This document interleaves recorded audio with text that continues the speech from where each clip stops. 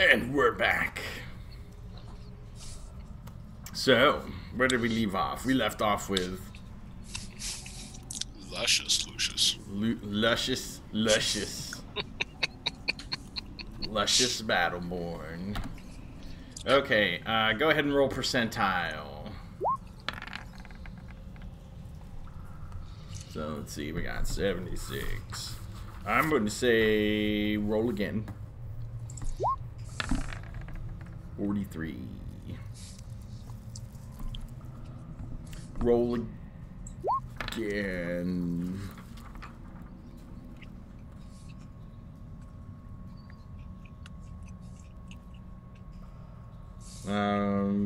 Roll again. I'm gonna say nope. Roll again.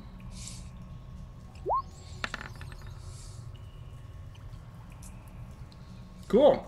You have a wand of magic detection. The fighter has a wand? Yes. It can, in fact, be used by the fighter. Where are my... There it is. Wand of magic detection? Correct. You, sir, are correct. Alright, roll percentile again, please. 27.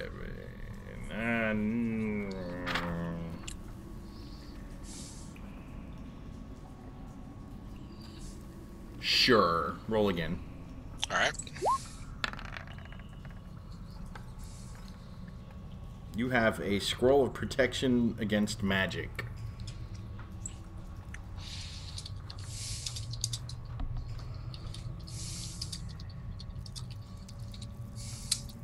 Cool. So I can detect the magic, and then I can protect myself against the magic. Correct. So how many is that? That's 1, 2, 3, 4. And it doesn't say that it's limited. So, yeah.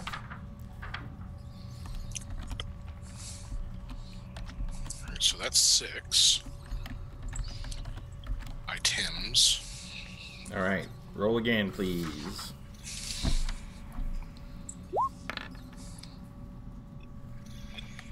Alright, roll again.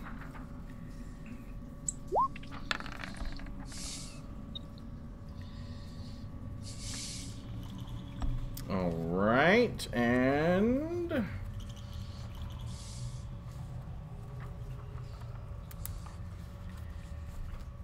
roll again.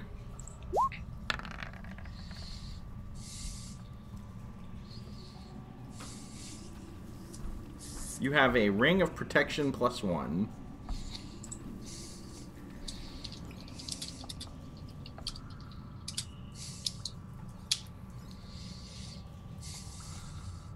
Right on. You alright?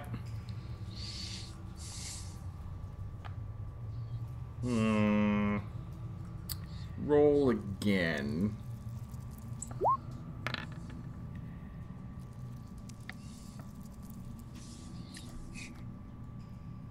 Okay, we'll take that one. You have a ring of protection +4, +2 to saving throws. Because you're wearing magic armor. Mm-hmm. The magic...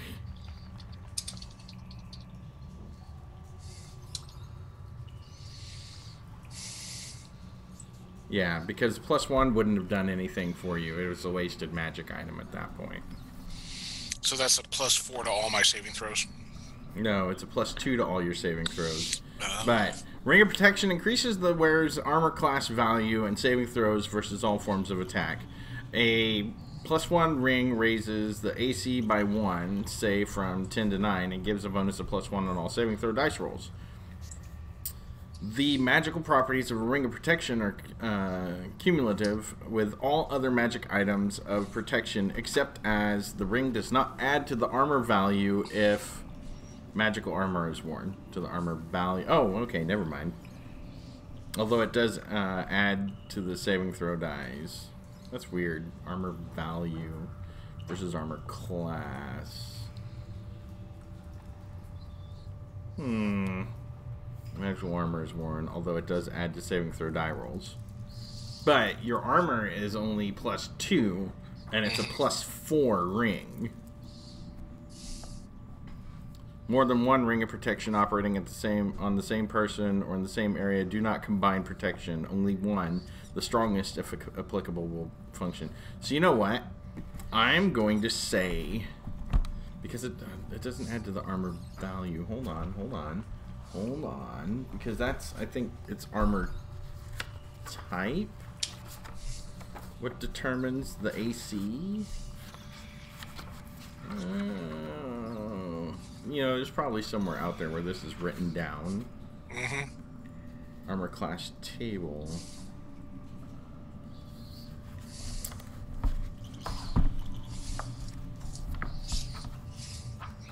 Let's look in the index. Let's see what we got.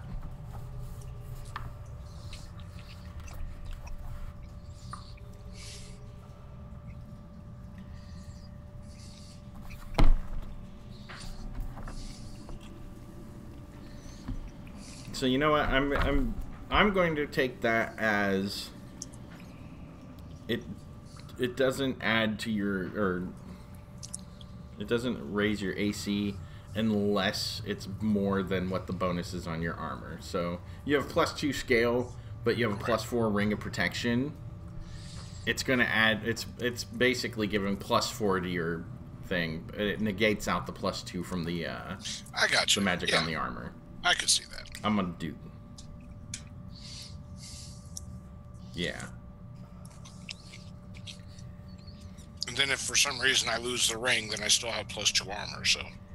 Yes. If your fingers get cut off and the ring goes with it. Oh, Sauron. Luscious Sauron.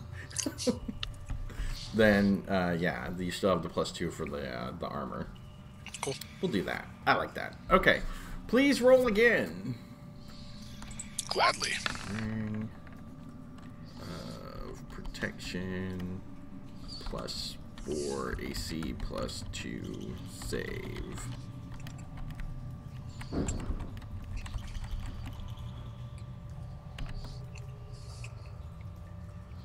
That is 7 items, so you got 2 more. Yep. So 54. Okay.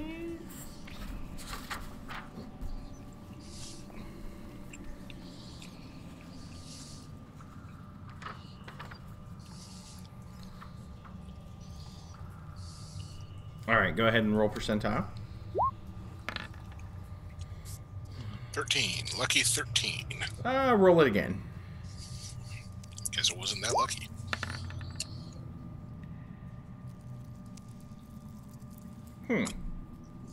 Let me look this one up real quick.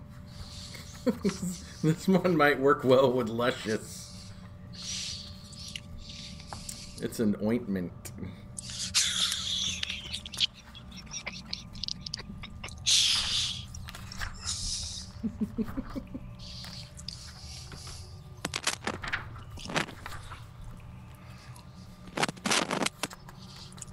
Okay, what is it? Keotom's ointment? Keotom's ointment? This sovereign salve is used for drawing poison, curing disease, or healing wounds. A jar of the unguent is small, perhaps 3 inches in diameter and 1 inch deep, but contains 5 applications. Placed upon a poisoned wound or swallowed, it detoxifies any poison or disease. Rubbed on the body, the ointment heals 9 to 12 points of damage.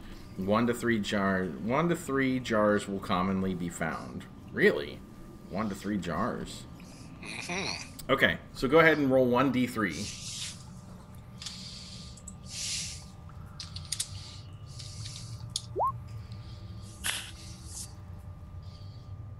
You have 1 jar. I have 1 jar. But it has 5 applications and it heals up, let's see, what is that? 8 plus 1d4 points. Okay, so what is it called again? Keotom's Ointment. Keoghtom apostrophe S. Ointment. Oint.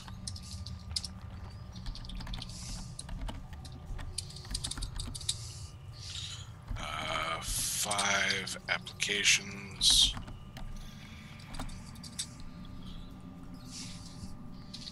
Heals how much? 8 plus 1d4 points of damage if rubbed on the body. 1d4. And it Applied to body. and on any poisoned wound, it detoxifies any poison or disease, which may be handy. 1 more percent off. Hey, Caitlin, go ahead and roll 1d6 plus 5. Again, we'll do your next character. And then you give me percentage, or percentile there, Kevin, for your last one. Last one.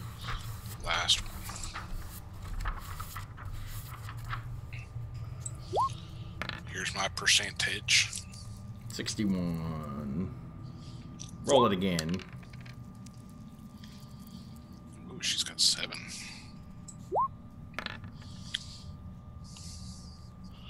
58. Okay. Go ahead and roll me some percentile again. 16. Nope. Roll it again. 5.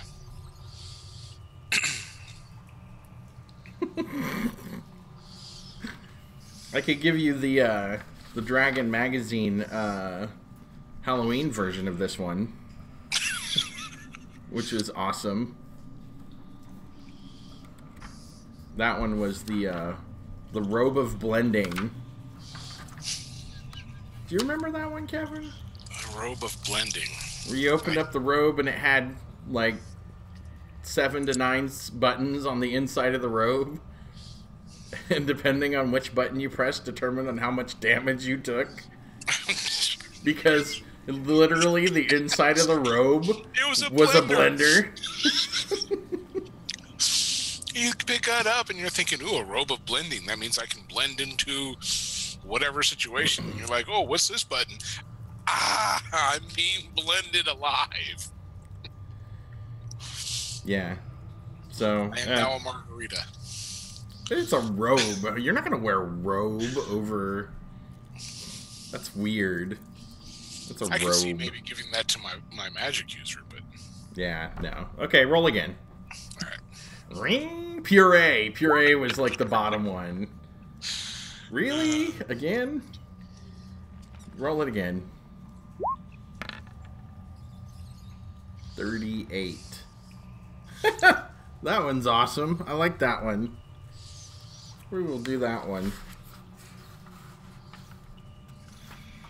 There it is. The Scarab of Enraging Enemies. Ooh.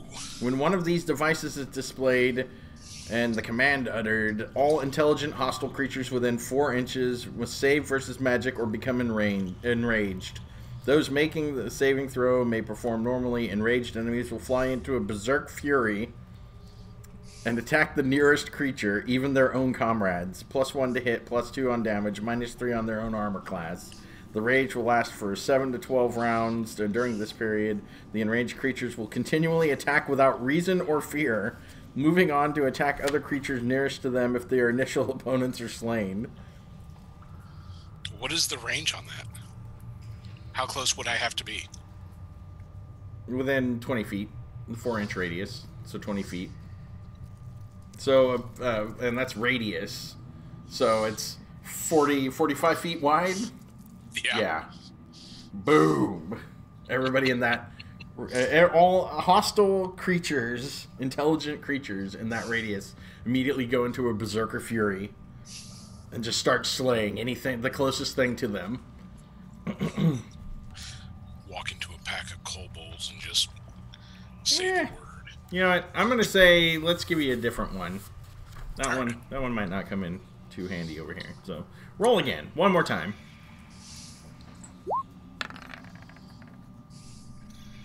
No, you don't want to be Aquaman. No. No.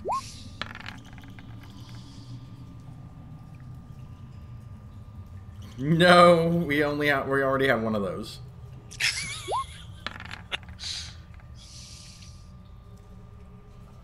No. Wait, yes. Rope. Oh. No. No. Okay. 59. Oh no, you do not want that either.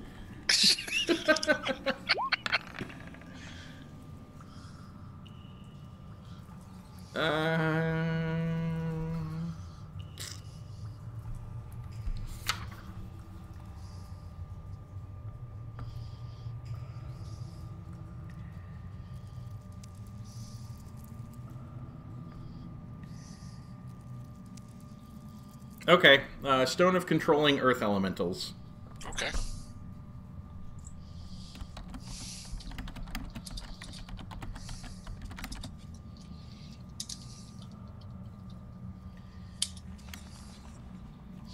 Sweet.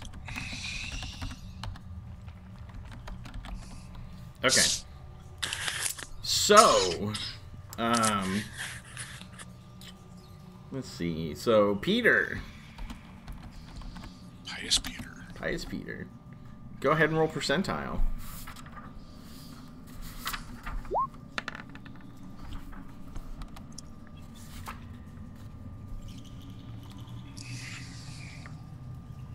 Roll percentile again.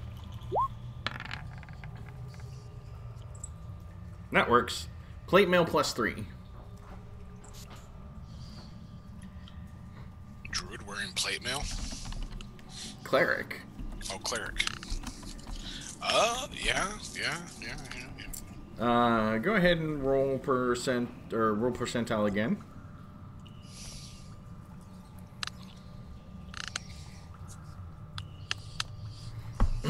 Yeah, that plate +3 puts it at AC 0 just with the armor. Wow. Oh, wait. Yeah. If she had armor and shield, it'd be -1.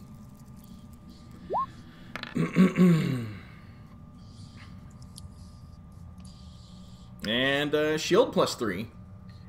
Oh, wait. No, shield +4.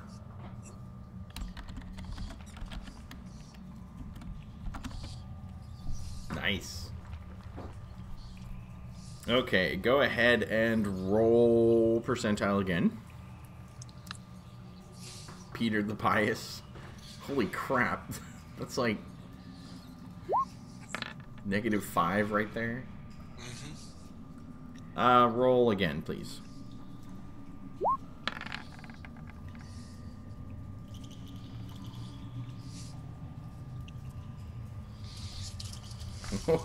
I love that one too. I love the bad version of that one too. The hammer +3 dwarf thrower. Dwarven thrower. Because like if you're a dwarf, it throws you.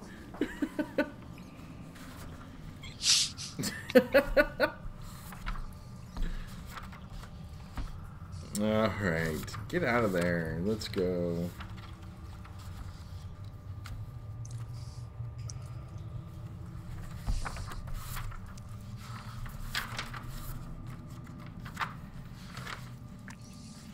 There we go. Swords. No. Miscellaneous weapon. Okay, hammer +3 dwarven thrower. Appears to be a standard +2 hammer, but in the hands of a dwarven fighter. When the special command word, its full potential is realized. +3 bonus is case. So it's a +2 hammer, essentially, for you. You're not a dwarf. Or a fighter. So you have a +2 hammer, though. In essence. So, okay, let's go ahead and roll percentile again.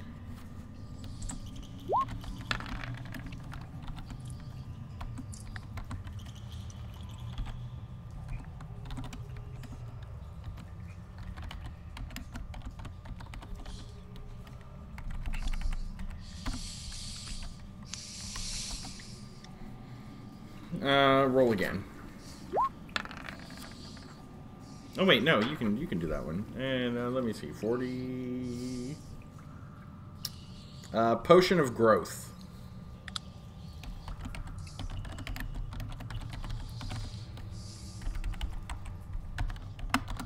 All right, roll percentile again when you're ready.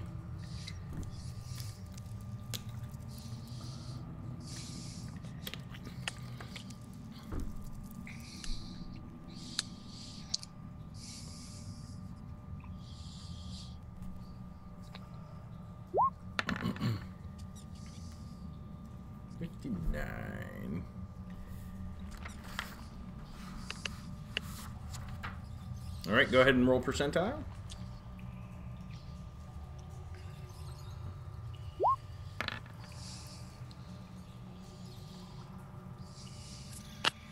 Nope.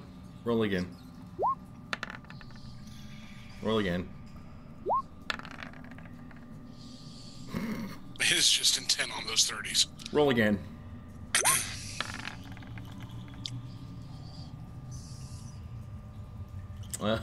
Try again. the trident of yearning, which is wielded by luscious. I was gonna make a joke about the potion of growing, and I didn't.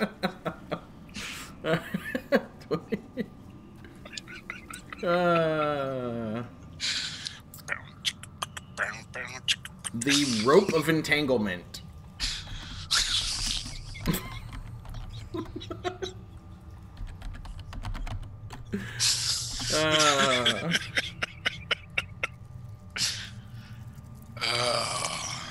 All right. Roll percentile again. We are dirty people. I'm sorry.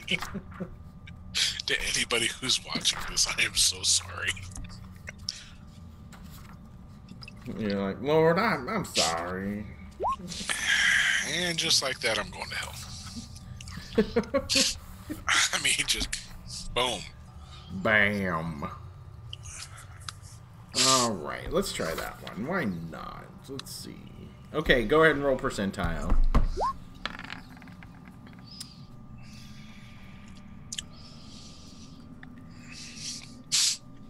All right.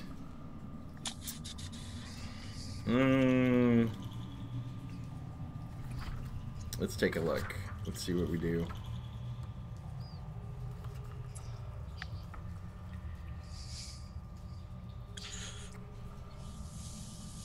Okay, you have a wand of negation.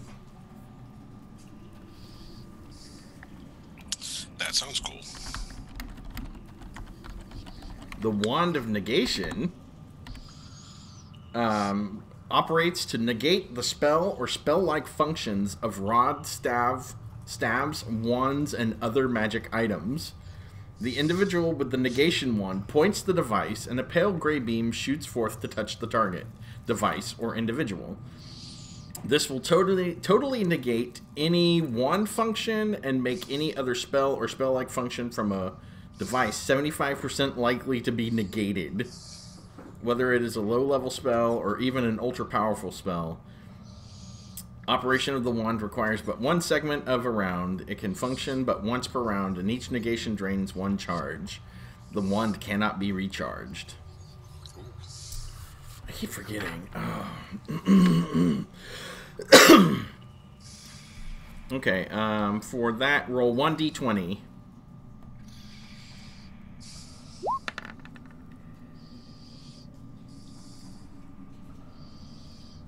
All right.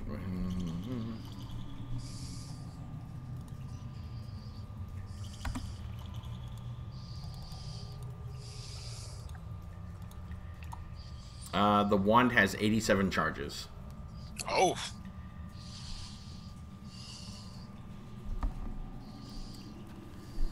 All right. And one more percentile when you are ready.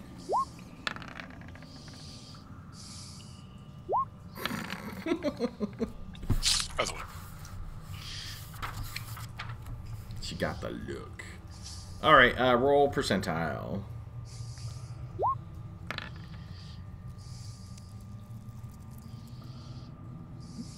And a potion of invisibility.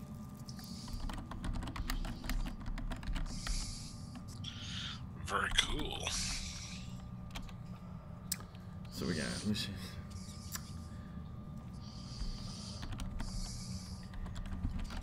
The Rillian.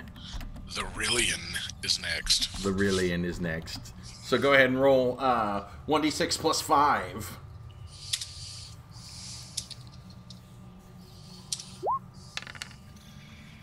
Eight. Okay. Let's see. Can do that. No. Let's do that. Roll percentile.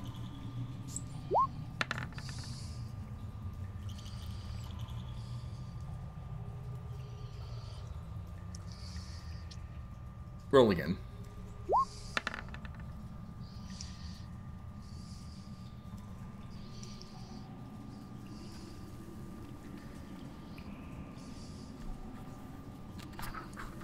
Okay. You have the Talisman of the Sphere.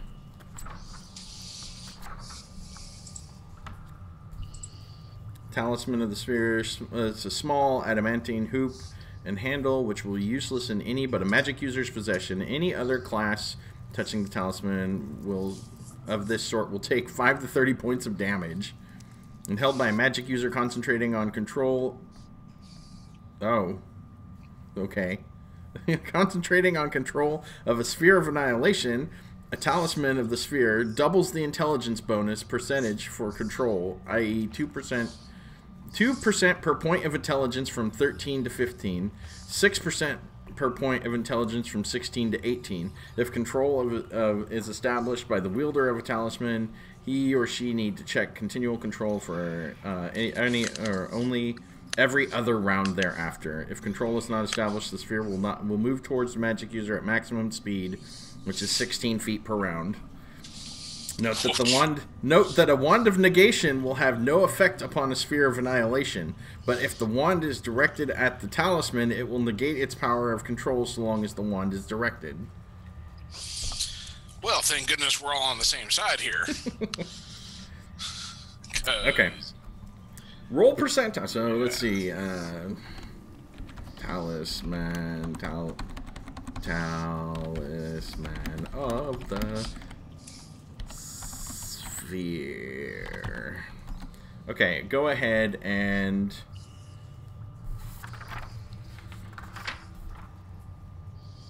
roll percentile.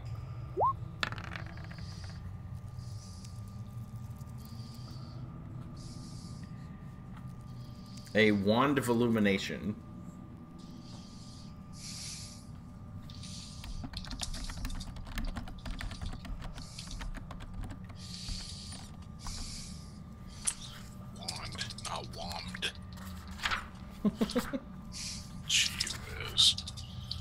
Wand of Illumination has 4 separate functions, 3 of which approximate magic user spells, one of which is singular.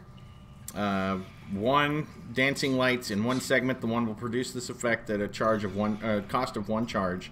2, light. The illumination wand sends forth light in 2 segments time at an expenditure of 1 charge. Continual light. This function requires only 2 segments to perform, but the cost is 2 charges. And then sunburst. When this effect is called forth, the wand delivers a sudden flash of brilliant greenish-white light and blazing golden rays. The range of the sunburst is 12 inches maximum, and its duration is about 1/10 of a second. Its area of effect is a globe of 4 inches in diameter. Any undead within this globe take 6 to 36 hit points of damage, so 66 hit points of damage with no saving throws. Creatures within or facing the burst must save versus a wand or be blinded for 2 to 12 segments and unable to do anything during that time period. Of course, the creatures in question must have ocular organs sensitive to the visible light spectrum. Ocular cavity. The function requires 3 segments and expends 3 charges. The wand can be recharged. So go ahead and roll 1d20. So it has 91 charges. 91 charges. All right. Roll percentile.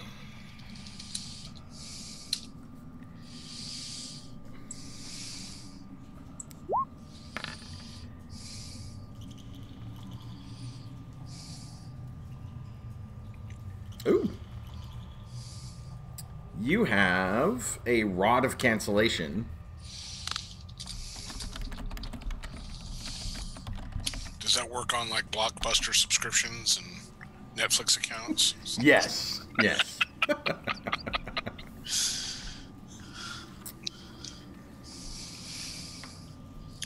All right. Go ahead and roll percentile.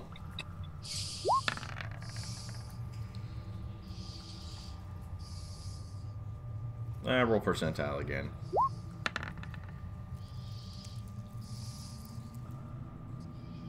Roll percentile again.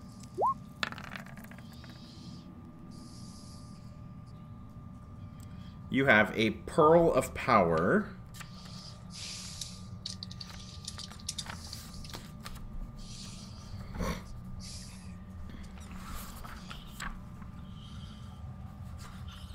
I need to get like a robe or a staff or something. Okay, Pearl of Power. Seemingly normal pearl of average size and coloration is a potent aid to a magic user. Once per day, a Pearl of Power enables the possessor to recall any one spell as desired, even if the spell has already been cast. Of course, the magic user must have the spell to be remembered amongst those he or she most recently memorized. The power of the pearl is determined below. So go ahead and roll percentile.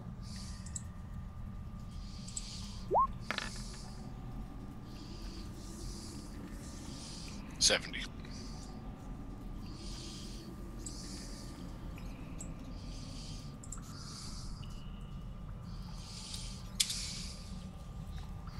One in 20 of these pearls. Roll a d20. Uh-oh.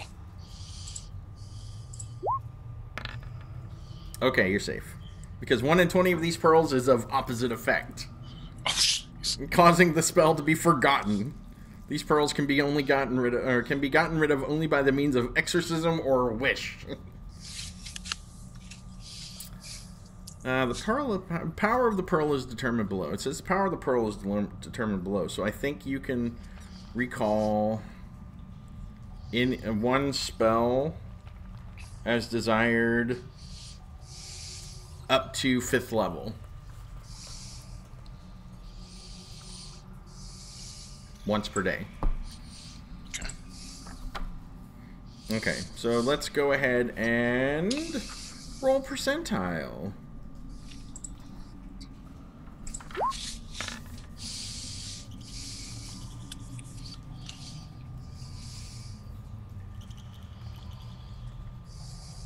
All right.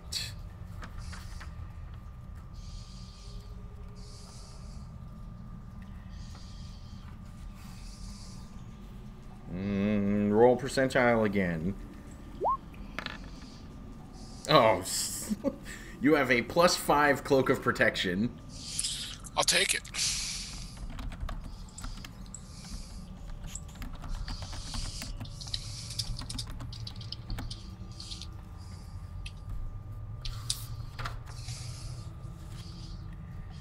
Put that under my armor type. That's right.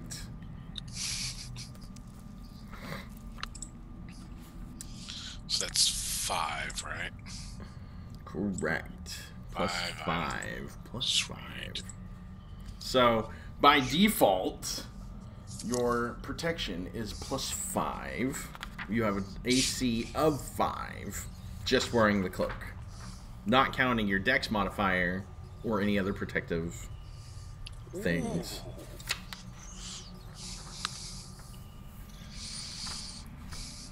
I just got the shivers.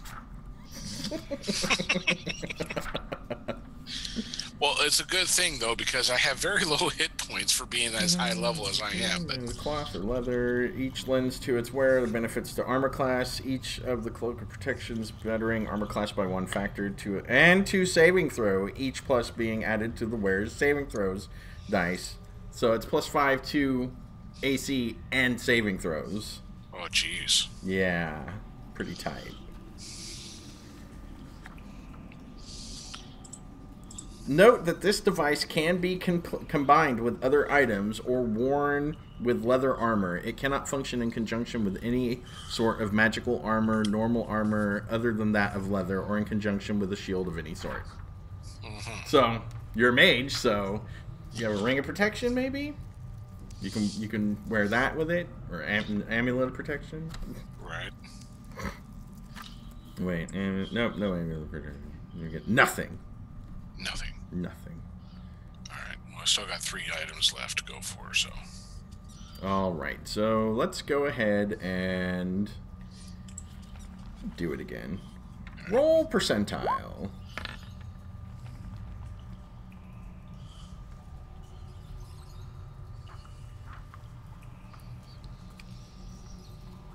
Alright, you have a Staff of Striking. Sweet.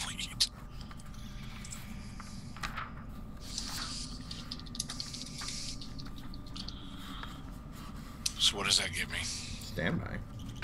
Standby.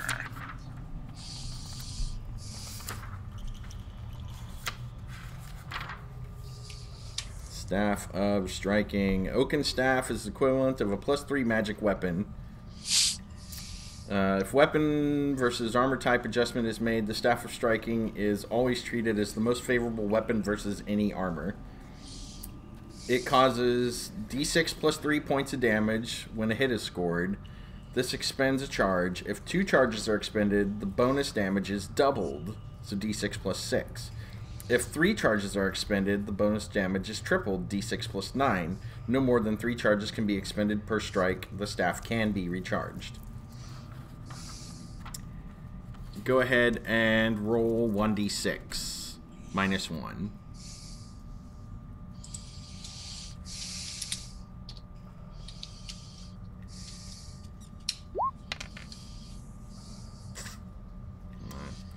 You have 20 charges on the staff.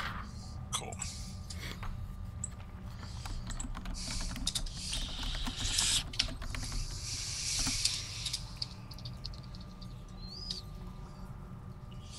And it's basically a +3 weapon, you said? Yes.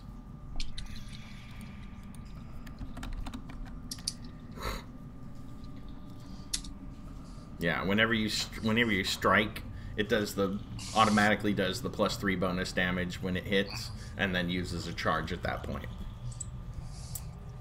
So, 6 + 3. Go ahead and roll percentile. Okay. +6. 2. Charge. And +9 for 3. Charge. Oh, stop it.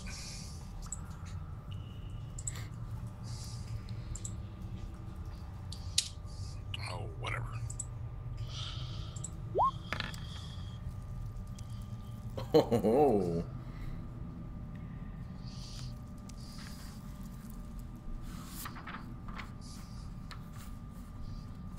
Go ahead and roll percentile.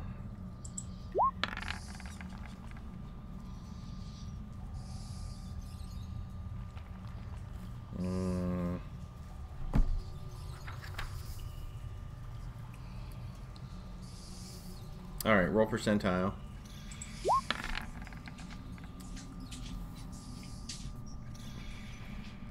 Roll percentile again.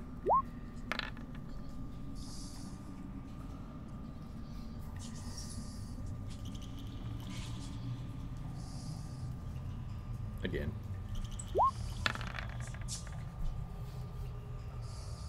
That'll work.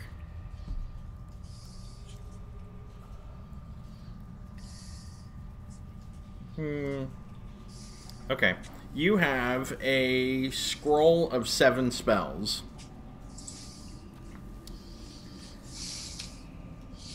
Scroll of 7 spells. Yes.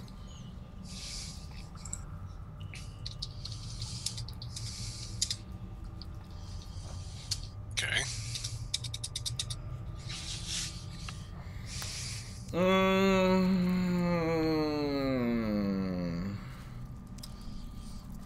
Let's see.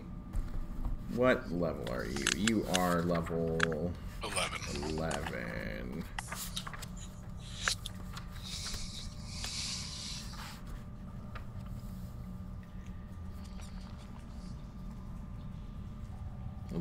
Can go up to 5th level.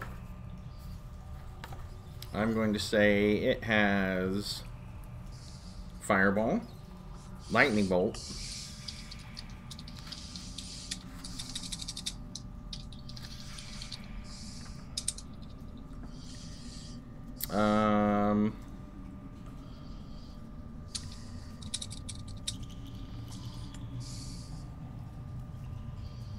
Dimension Door,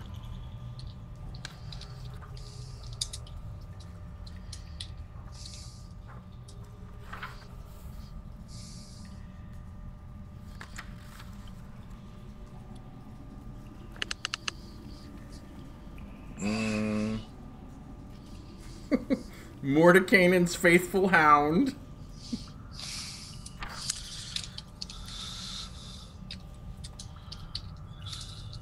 Hold on. and Wall of Force. How many is that? Wall of Force will be 5.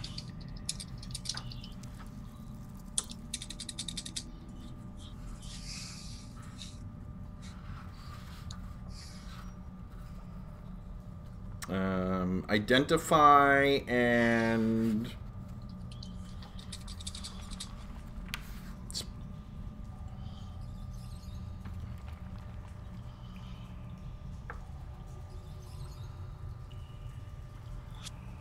Unseen Servant.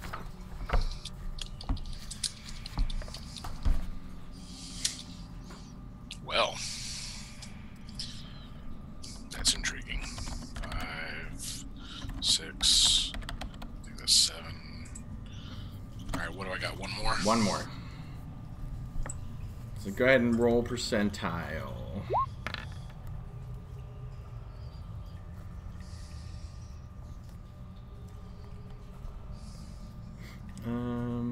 Roll percentile again.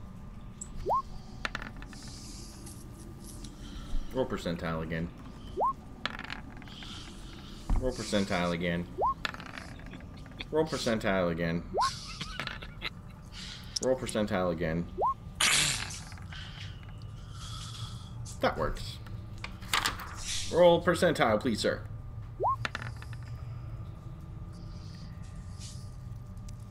And a Ring of Spell Turning.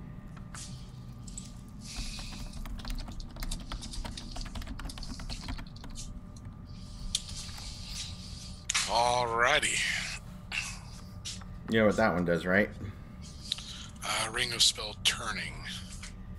This ring distorts with 3 normal dimensions, or distorts the 3 normal dimensions with respect to magic spells directed at its wearer. Any spell cast upon the individual will usually rebound in parts or perhaps in whole upon the spell caster. The distance between and the area occupied by the victim, the ring wearer, and the spellcaster are not seen, or not as they seem when magic activates the spell turning ring. 3 important exceptions must be noted. Spells which affect an area which are not cast directly at the ring wearer are not turned by the ring. Spells which are delivered by touch are not turned. And magic contained in devices, rod, staves, wands, rings, and other items which are triggered without spell casting are not turned. So basically, if somebody casts Magic Missile, Fireball... Yeah, if somebody casts Magic Missile at you because it targets you, yeah, it's going to rebound and hit them. If somebody casts Fireball centered on you, it'll rebound. If they target it in the square in front of you, it's not going to rebound. Right. They have to specifically target you with the spell in order for it to turn. Okay. Well, that's cool. I'll take it. That's pretty dang awesome. There you go. All right. I think that's everybody. Everybody have their ACs? Probably not. Let's see. You have scale on Luscious. Yes. I'm sorry. Plus a ring of protection, I believe. Well, yeah, because we're going with the +4 ring of protection. Scale plus shield is AC 5. +4 puts you at AC 1. +3 puts you at AC -2.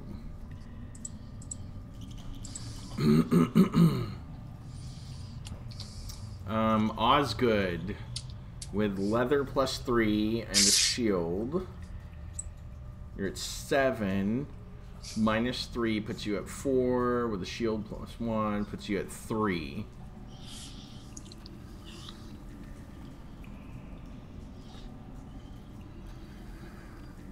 So you have an AC of 3. Peter with plate armor and shield puts you at AC 2. -3 puts you at -1.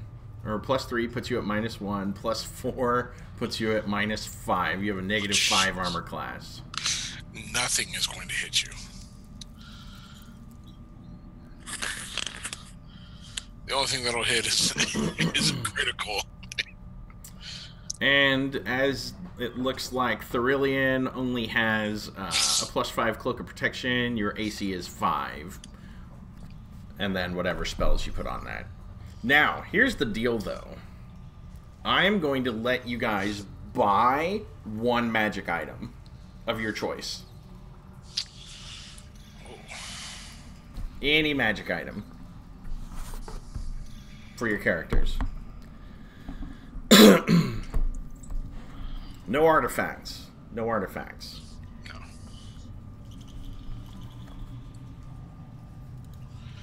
Honestly, I think Thrillian would do well with a ring of protection. Okay. You can buy a ring of protection, but you will have to roll randomly for its bonus. Okay. D20 or percentile? I believe it is percentile. Give me a second here. Right. You're like, I want the ring, yo.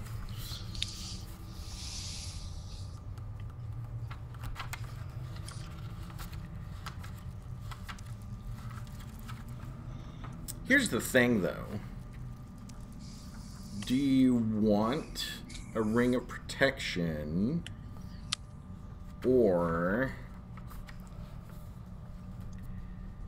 would you prefer bracers of...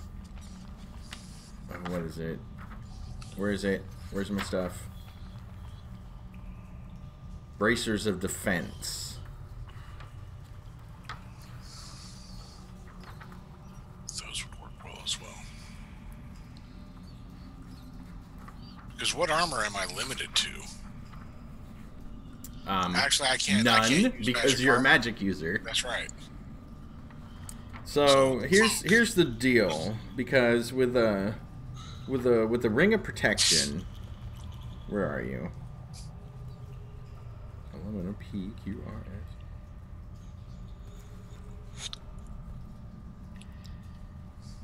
Okay, so the ring of protection, it's more than likely going to be a +1, because it's, you know, like 1 through 70 is +1. But Right. we go over here to bracers of defense.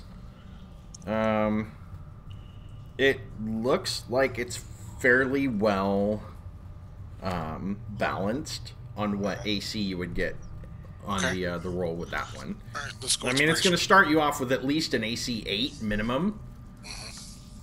And then, of course, you still get to add your dex bonus on it if you have a dex bonus. I believe I do. And then it just kind of goes on there. So, Yeah, let's go with the bracers then. okay. Go ahead and roll percentile. The 76 puts you at armor class 3. So armor class 3 with a cloak of protection plus 5 puts you at AC minus 2.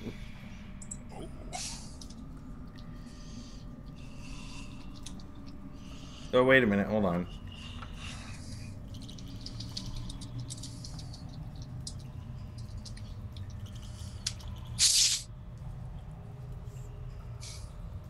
I take that back.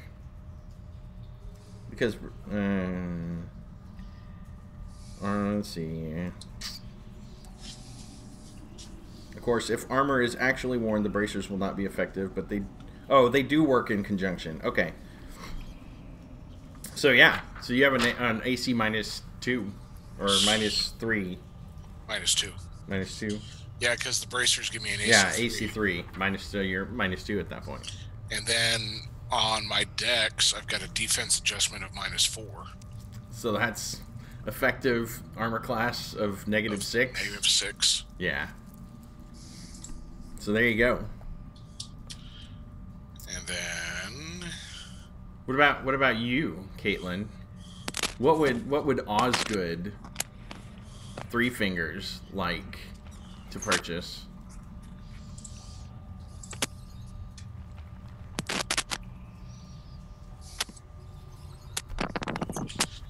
I have no idea. Tell me what special ability you would like Osgood to have, and I will tell you what item would be able to do that. Besides, his natural inborn thieving abilities and whatnot. 5.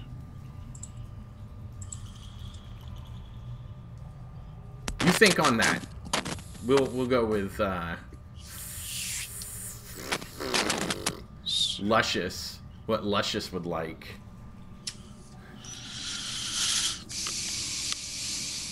Potion of irresistibility. Well, he's already got the ointment. Potion of endurance. There you go. The Cotum's ointment.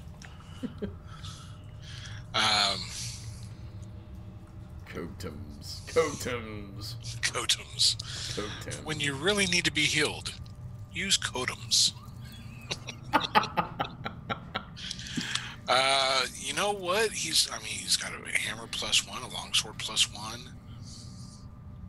Doing really good on the armor side with a scale mail plus 2 and shield plus 3.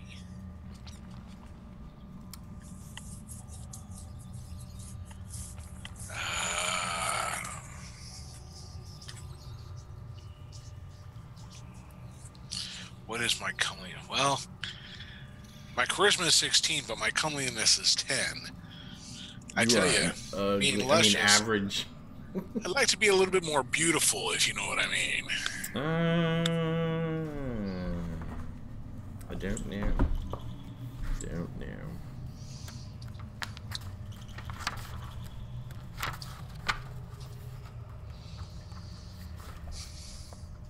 Oh, you know what? We were so totally not using the extra stuff. That was just root DM guide stuff. That's right. Let's see.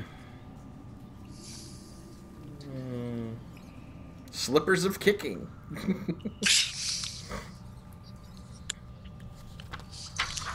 These slippers were made for kicking, and that's just what they'll do.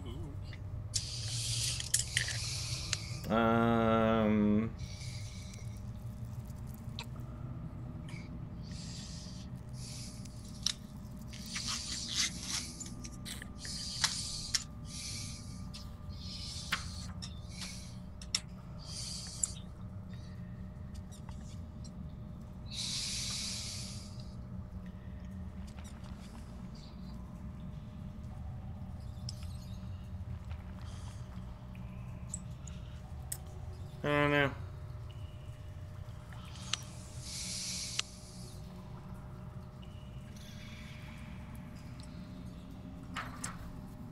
I mean, is there like a hood or an amulet or...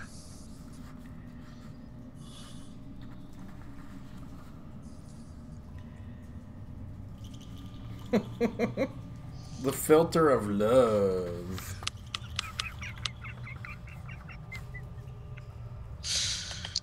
It's a little too much.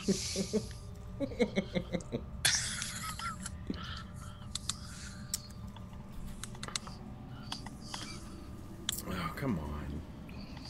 There's got to be something here.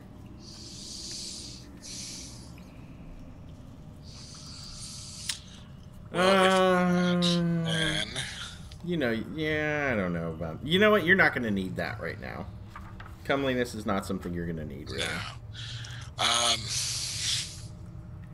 What about you, Caitlin? You come up with any abilities you might want your thief to have, or your cleric? Speed for my feet. Oh, well, that's easy. Oh, yeah. Boots of speed. Boots of speed. You get a potion of speed. Let's see. Something a little bit more semi-permanent. Yeah. Boots. No, that's Boots of the North. Where are we at? Yeah, Boots of Speed. There you go. Ask and ye shall receive. You have the Boots of Speed. Dang right.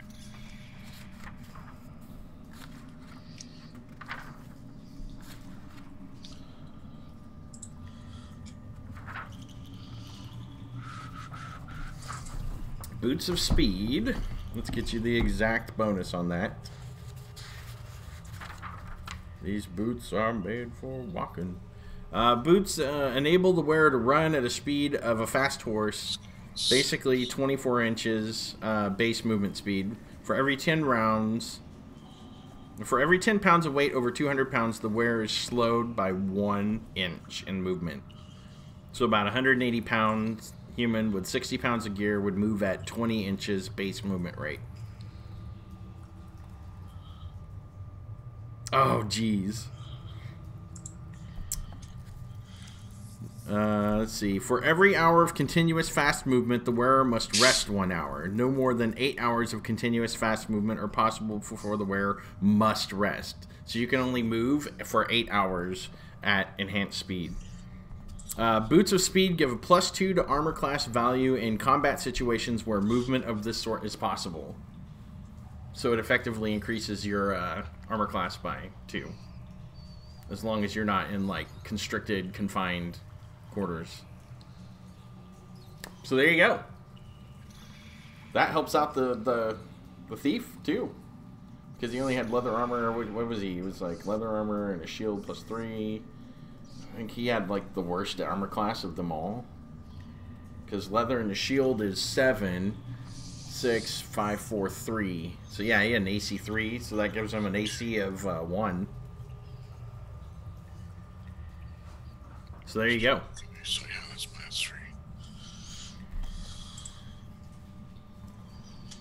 I love the fact that my magic user has a lower armor class than my fighter.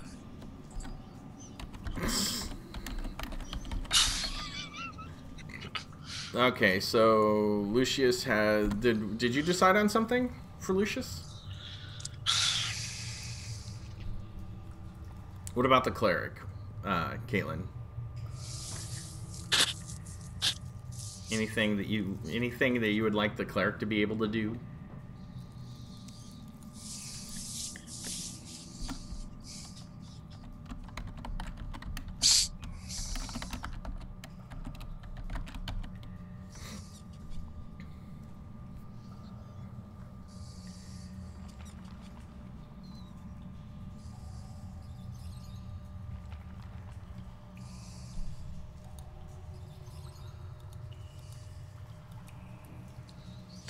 Honestly, I think my fighter's good.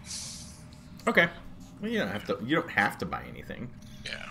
No, I think the cleric might be good too, if you can't think of anything. No, I think the cleric is very good. Okay. Yeah, I know, right? Jeez. Okay. Then does everybody need damage types for their weapons? Probably. Well, I know the stat right is 1d6 +3. Yeah. The hammer is 1d6. 1d6. Plus whatever bonus it has.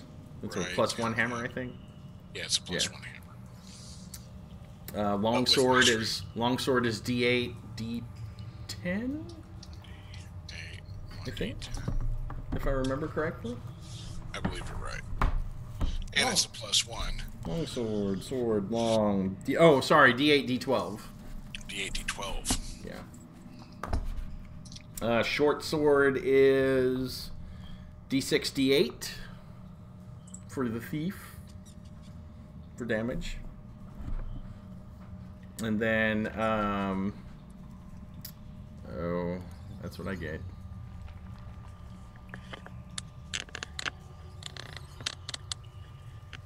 Hammer +2, so, hammer +2, +3 dwarven thrower, you still get d6 +2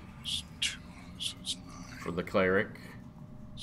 Longsword, short sword, and then you've got the staff of striking, which you already know is a d6, so, yeah. And then, if there's any other equipment of a non-magical nature that you'd like a bow for your plus 14 arrows +2, you can put that on your stuff too, because we'll just assume that you have non-magical things for that. That's a +3. So that's 10. 8, 7, 32.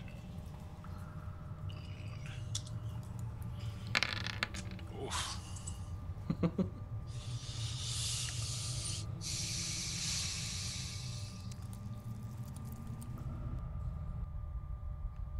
Yeah.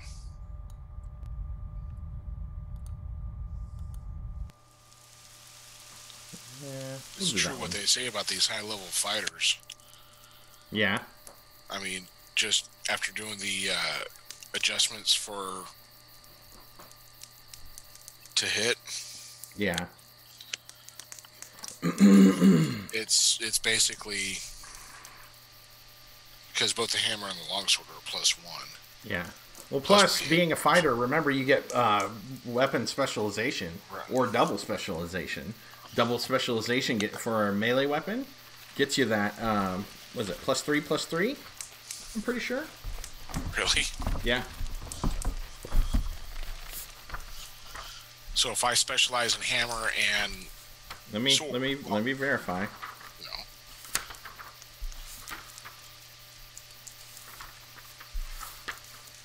Let's see. Fighter, Cavalier, Barbarian, Paladin. There we go. Weapon specialization. Double specialization. Yeah. A fighter or ranger may initially or at a later time decide to gain double specialization in his or her chosen weapon. Only melee weapons, excluding polearms or two-handed sword, may be double specialized. You get +3 to hit, +3 to damage. And what level are you? 11. Level 11? I'm sorry, 9. 9. Fighters. Level 9. You get 2 attacks per round with the hammer. Okay. What about with the longsword? Longsword, you can't double specialize in that. Okay, so it'd be just 1 attack for the longsword then. I'll go with that hammer. I mean, that's fine. Double specialization.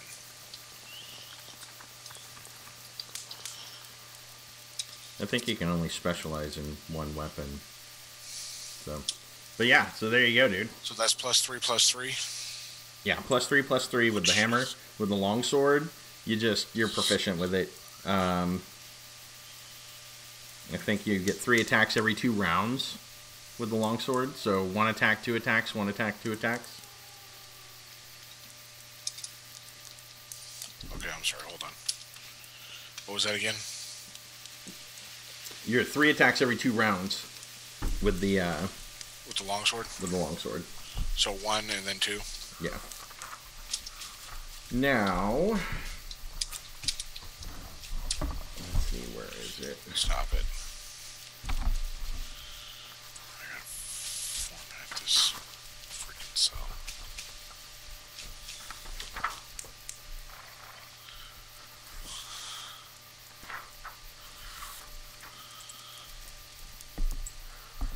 Let's just assume you have.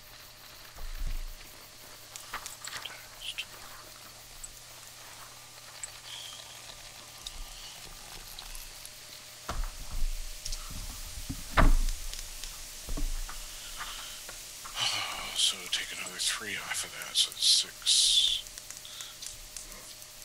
3, 2. So I've got basically an automatic hit with my hammer on anything that has an armor class 5 or above. There you go. And a really, really good chance on armor class 0 and above. Okay, so is there anything else we need to fill out just before we get, because it's like 10 o'clock. Right. And you know you want to get on this because this is going to be awesome. Spells. Yeah. Go ahead and pick your spells. What do you need? You want combat spells? You want... I can do 5th level, up to 5th level, right? Because I'm level 11. Yes. Well, that's right. Let me get you the list of spells. I can do 9 spells per level. Maximum of 18 spells. Okay, 9 spells per level, maximum 18 spells. Let's just go say, let's see. You can memorize, because with the spells and everything, it's like a lot of different spells. Right. So,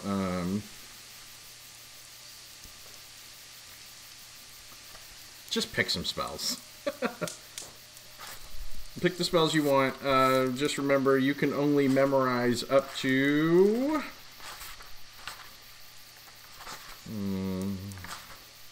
Druid. Magic user. Here you go. You're level 11 with the magic user, right? Or is it 12? No, it's 11. 4 spells. You can memorize 4 spells per level from 1 to 3. And then 3 on 4th and 3 on 5th. With the cleric gets 2 bonus 1st level spells and 2 bonus 2nd level spells, and then 1 3rd and 1 4th level bonus spell.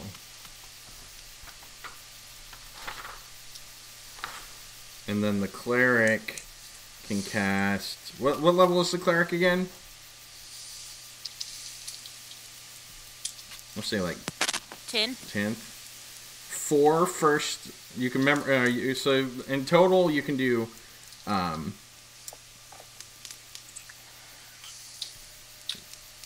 6 first level spells, 6 second level spells,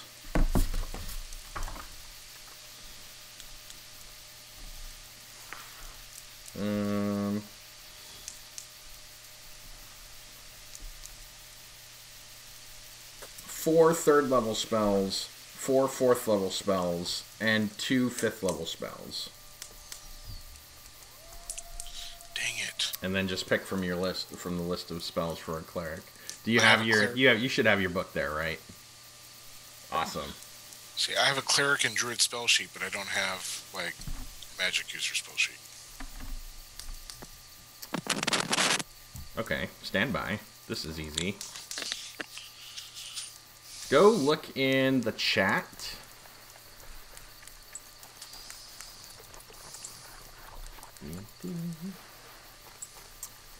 AD&D sheets. Which chat? The Roll20 or the Facebook?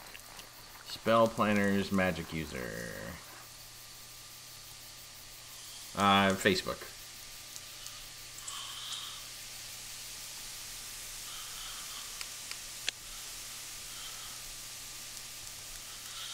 Is it in this conversation? It will be in a second. Aha. I just need to be patient. Be patient. Patience, young grasshopper.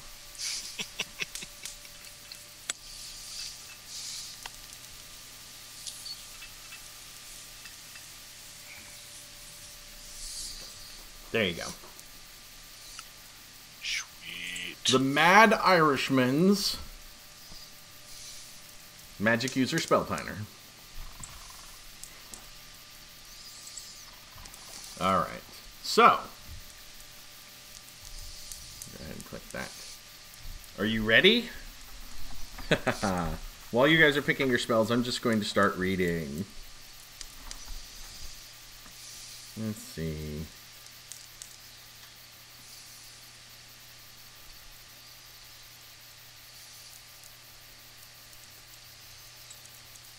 Alright, so, in case you haven't seen, here is tonight's adventure.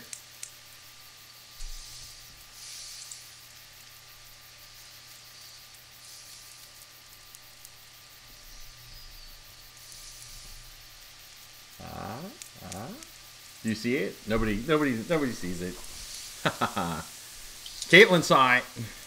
She's like, oh dear Lord, we're all going to die. You have been lured to the site of the tomb of Asarak.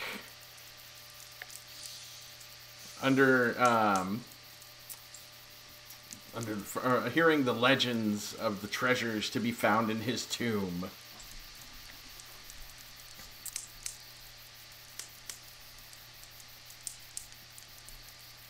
All you know is that somewhere under a lost and lonely hill of grim and foreboding aspect lies a labyrinthine crypt.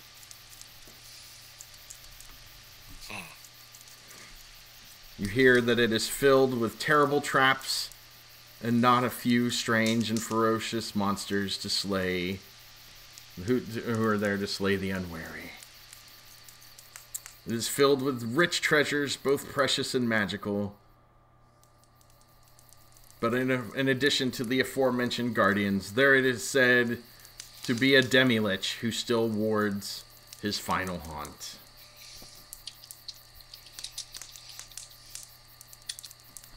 Many of the stories that you've heard profess that he is unbeatable.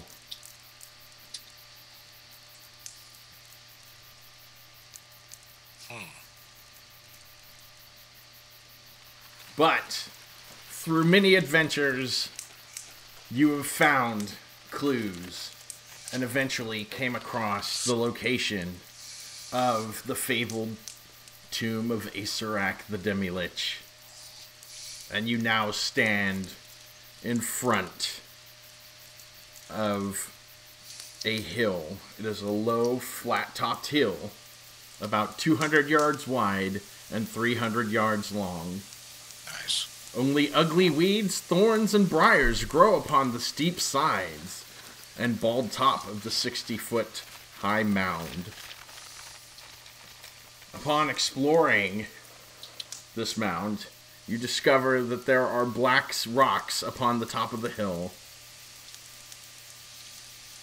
which you pretty much figure are in the shape of a smiling skull when viewed from above. A grinning death's head, if you will.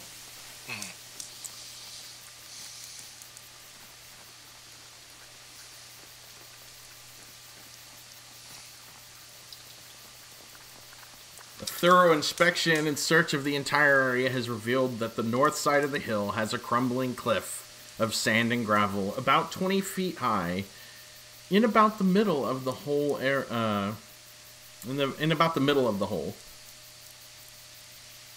A low stone ledge overhangs this eroded area with shrubs and bushes obscuring it from observation at a distance.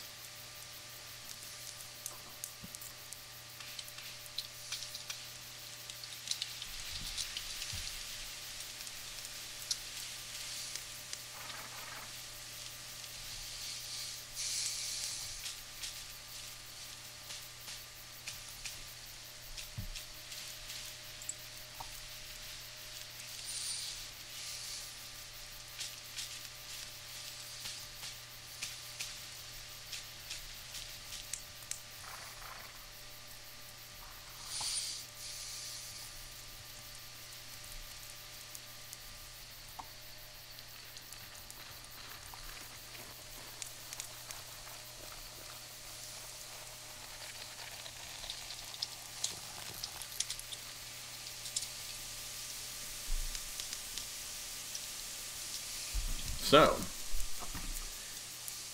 it's so quiet over there. You guys are all intently working on your spells and everything. Just want to put this out there that I really enjoy MILF.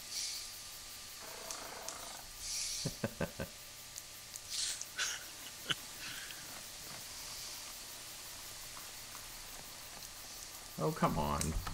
Just reveal it. There we go. So, here is the area. This is the edge of the ledge. On the area.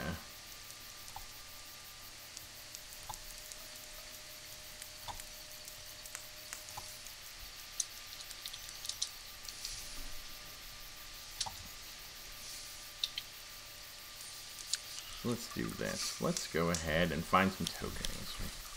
3/4 and 3/5.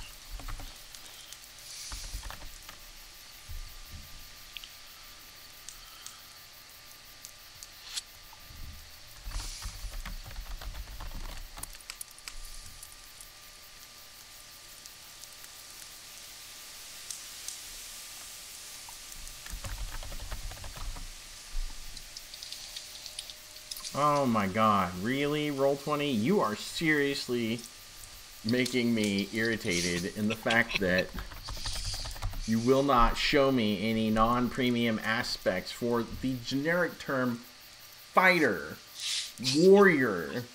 It's like, oh, no results.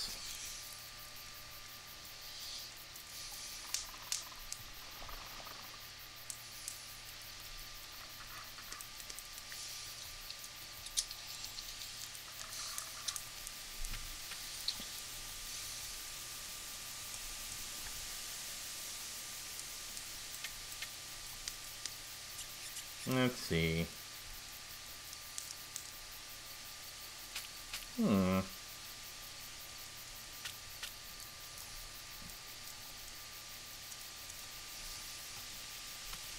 Nothing there, huh? That doesn't work either. Ah, there we go. Characters!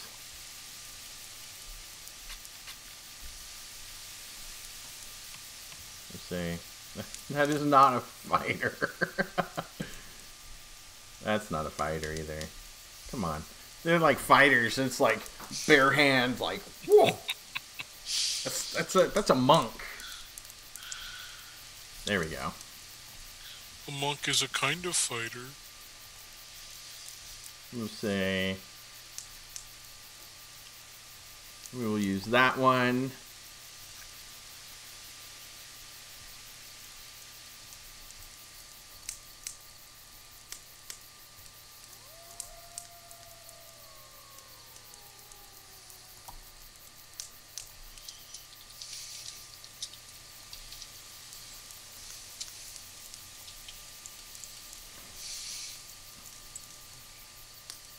Let's see, we want a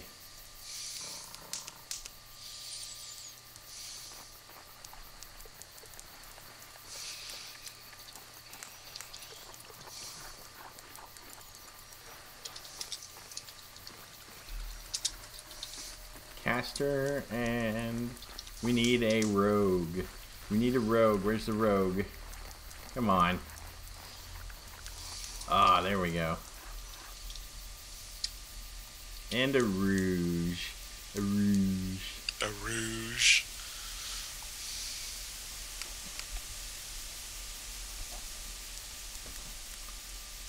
So here are our players.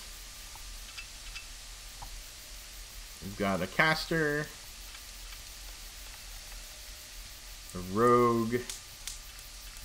They are over towards the right side of the exposed area,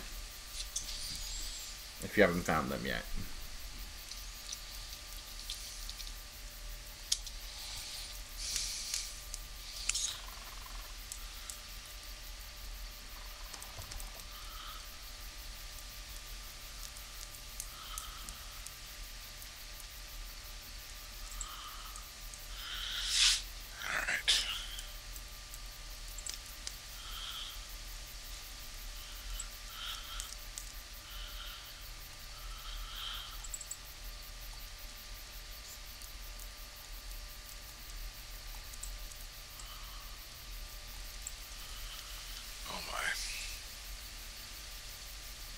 Oh, come on.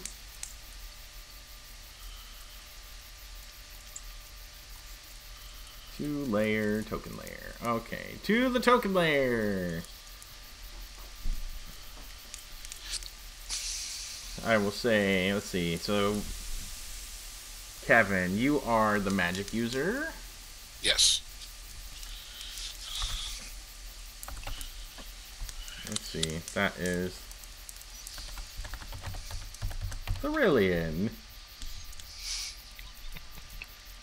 The Rillian.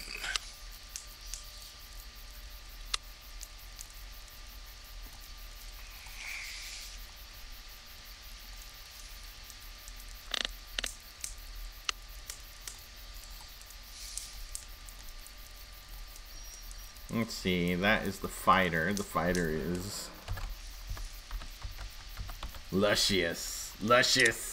Luscious. Luscious.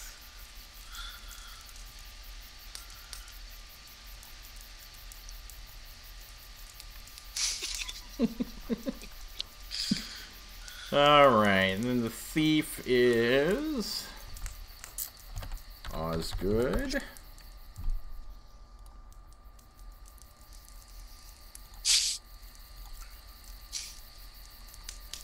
And then the cleric is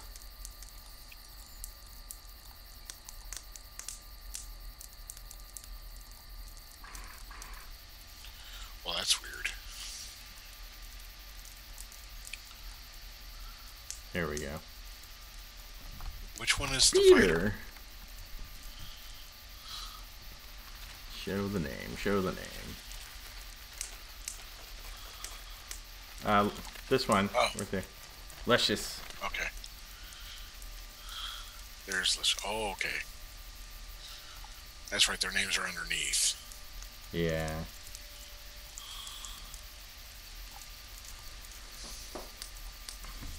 Standard 2x2. Correct. Correct. Awesome.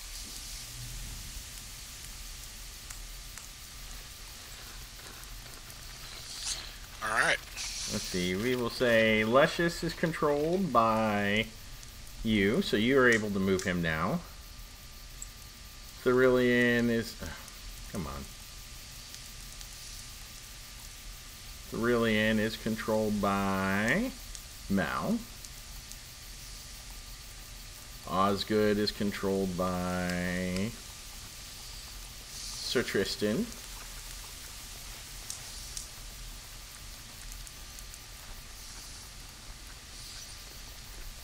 And so is Peter.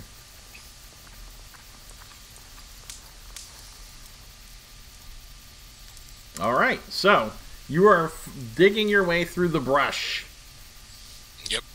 And you are looking for an entrance into this, the crypt. And on your way through, you have found your first area. You have found an entrance right there.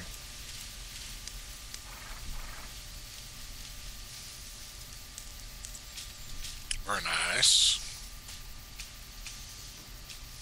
Oh wait, I'm sorry. I take that back. Hold on, hold on. Dang it. We gotta keep moving. Gotta keep moving. Gotta keep moving. Gotta keep moving. Gotta keep moving.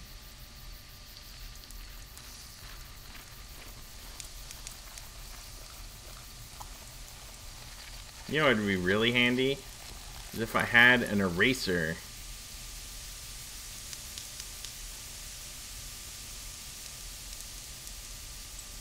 It doesn't give you an eraser, does it? Oh, wait a minute. Hold on. I know. Yeah, you gotta click it and then delete it.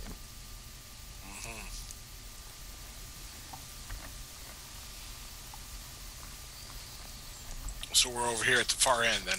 Yes, you're over here. And you find an entrance You can do it. No. Right here. Into the side of the mound. After about where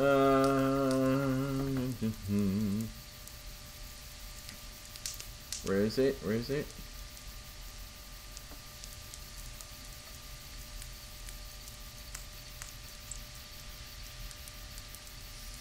After about 2 hours, you clear out the passage.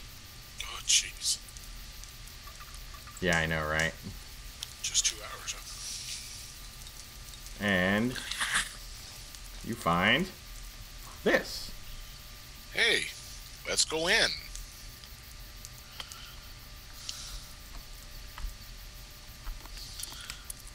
Alright, go ahead and place your characters. Who's doing what and where? Now remember, there's been said there are traps everywhere. So,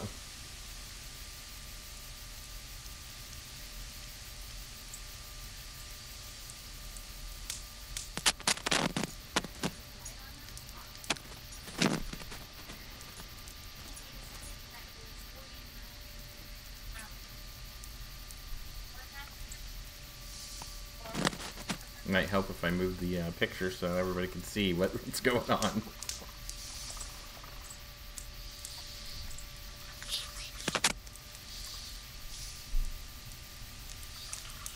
So, you know, it gets kind of dark.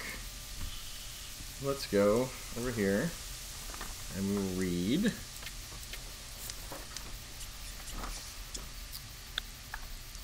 This is a plain stone passageway, but the ceiling is only 10 feet high.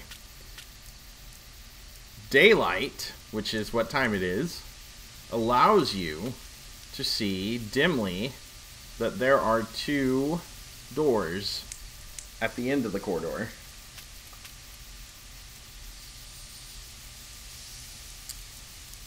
The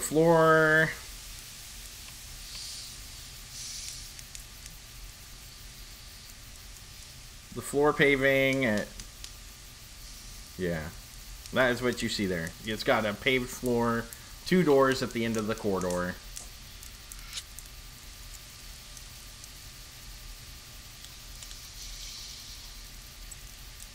What do you do? And nudge Osgood and say, hey, you want to check for traps before we step foot in here?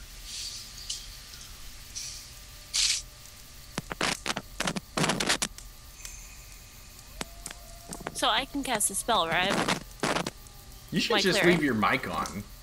I mean, it's not like you have any weird feedback or anything from 2 mics in the same room. That's true.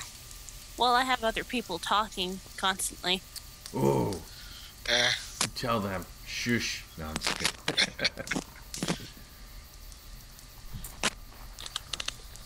So, what are you doing? Osgood is the thief. Right. Oh.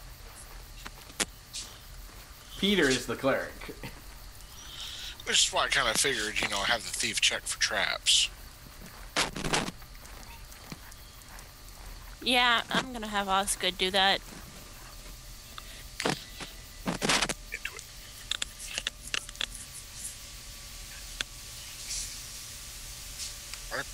Alright, so go ahead and...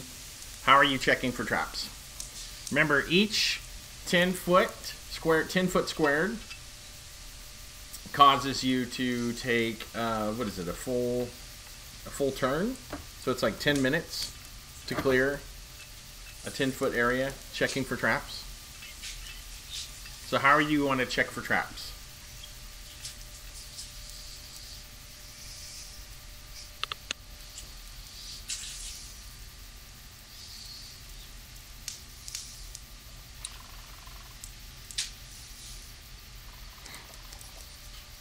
I don't know, maybe like a straight line to one of the doors. Yeah, more. That seems like it would do the best. Okay. Go ahead and roll for detect traps. Percentage.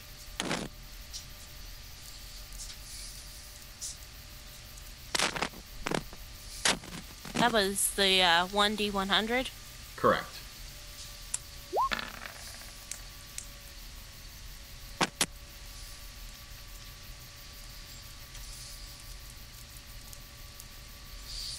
Let's see. So you have a 75% chance. You do not find any traps on that section.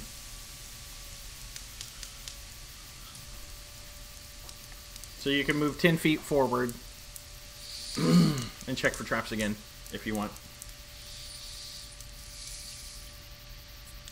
10 feet. How many squares again? 2. Each square on the grid there is 5 foot.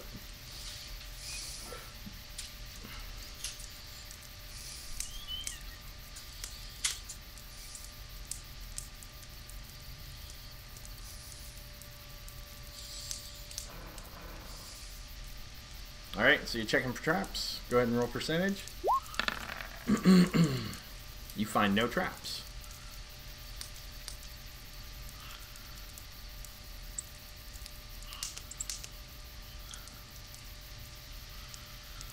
Don't forget, you're also playing 2 characters. You find no traps.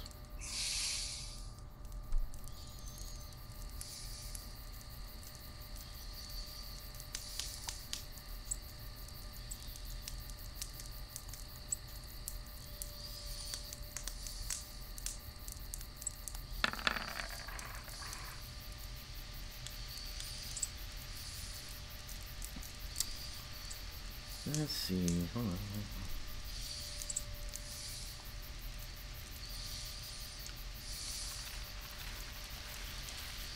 You don't see anything.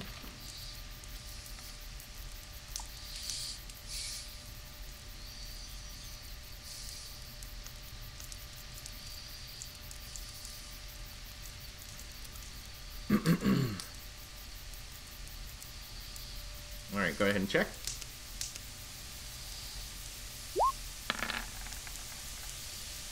You don't find anything.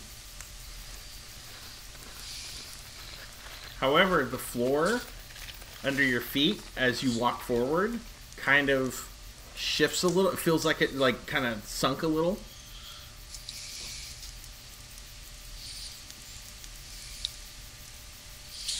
That's not good. And you hear a low rumbling noise.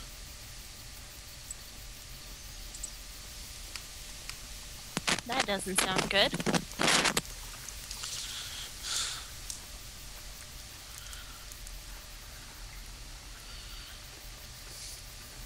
What do you do?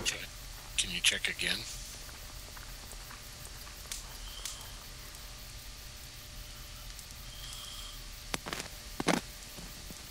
Yeah, let's try that. Well, you definitely notice that the flooring that you stood on is sunk, and that it's appears to be a pressure plate of some sort. It also appears to be much darker in the hallway now.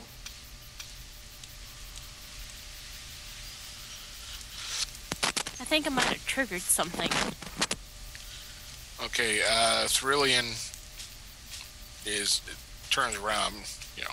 You see approximately... hold on. Let me see.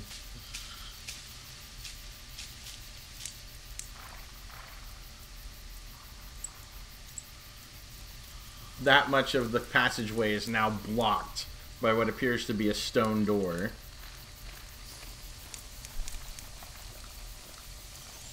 So we're going to get blocked in.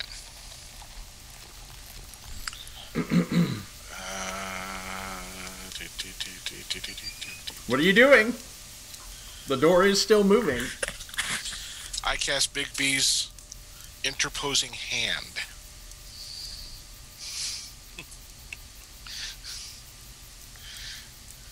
Okay. Let us... In an attempt to keep the door from closing completely. Let us read what Bigby's interposing hand does. I'm hoping that's what it does. As you start casting the spell... Is anybody else going to try to do anything? What level is that?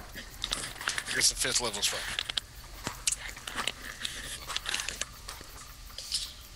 Yeah, it's a 5th level spell. See, big reason is a large to huge size magic member which appears and places itself between the spellcaster and his or her chosen opponent.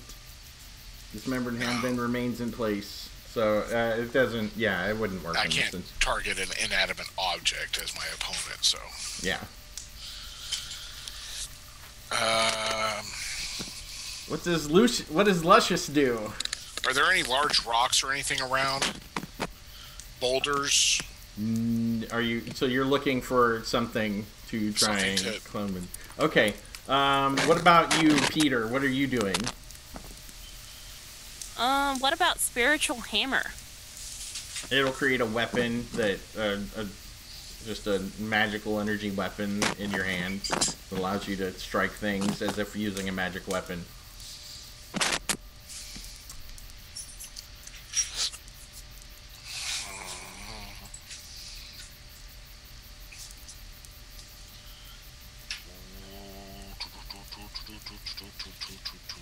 Hold on. Stand by.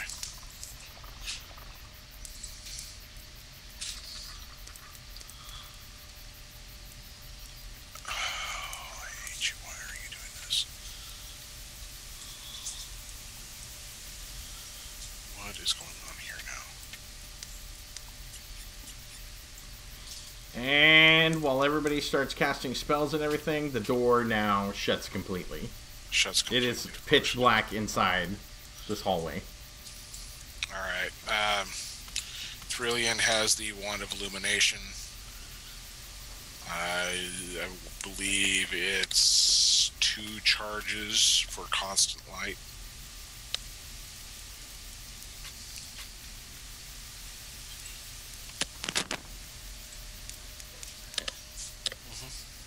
So, you turn on the light and you see that there is, it's the chamber. You still have the 2 doors in front of you, and the chamber is sealed shut behind you.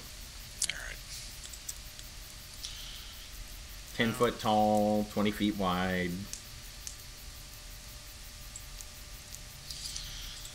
Well, it was nice. And quite honestly, if that's the worst that happens in this hallway so far, I think we're all right. So, Trillian's going to go ahead and move up to there. Luscious is still behind Osgood. And I'm going to go ahead and assume that the door is trapped. I would just I'll let you see the picture. Those are the doors at the end. Awesome. And we're looking at the left hand door.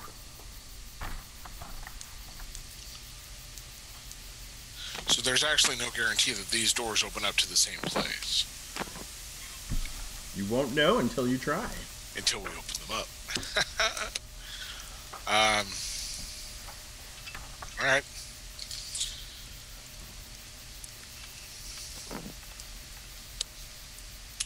You want to check the door for traps? Yep. You find no traps. Okay.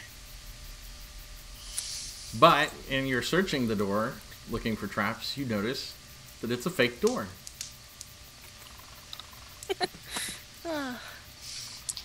Outstanding. It opens up to a straight stone wall behind it.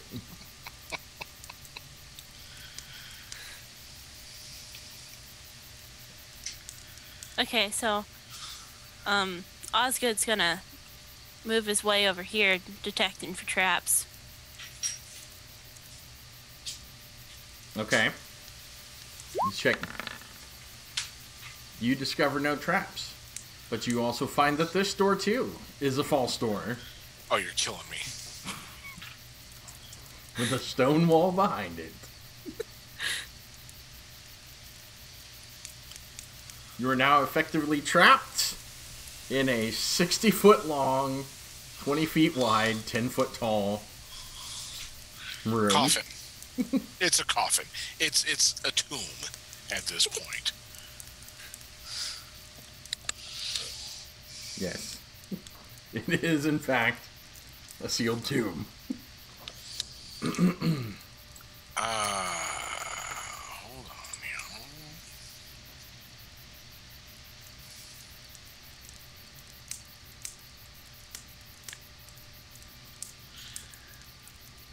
Lucius has a stone of controlling earth elementals. Okay. Does that actually summon an earth elemental and allow me to control it? Why? Yes, it does. Would that earth elemental possibly be able to break down something like a stone wall? Well, it is Earth. Technically. So, let me read you exactly what it does. A stone of this nature is typically odd-shaped bit of extrusive rock, shaped and roughly polished. The possessor of a stone needs but to utter a single command word, and an earth elemental of 12 hit dice size will come to the summoner if earth is available. If An earth 8 is available. An 8 hit dice elemental if rough unhewn stone is summoned is the summoning medium. An earth elemental cannot be summoned from worked stone, but once a day can be from mud, clay, or even sand. Although one from sand is an 8 hit dice monster also. The summoning area for the earth elemental must be at least 4 feet square and have 4 cubic yards of volume. The elemental will appear in 1 to 4 rounds. So, no, you cannot in fact summon an earth elemental inside this room. Because of all of the stone that is all worked around is stone. all worked stone. All worked stone. Damn it.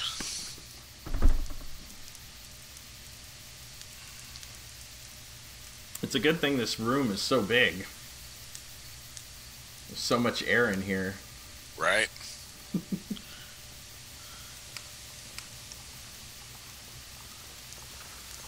Oh, cripes. Okay, what am I going to do here?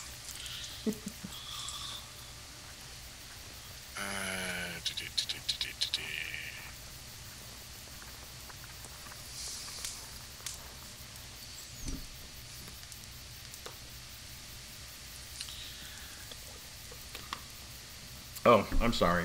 I need to change the music. We do, in fact, want...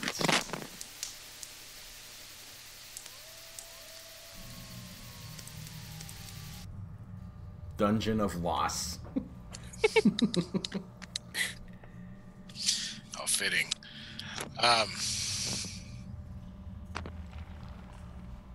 Evard's Tentacles. Okay. 4th level spell.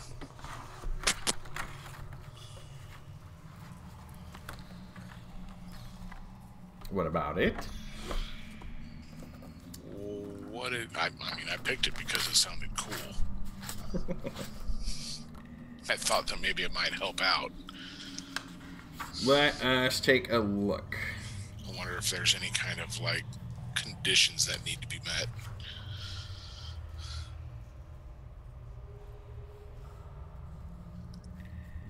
Oh, to the Unearthed Arcana.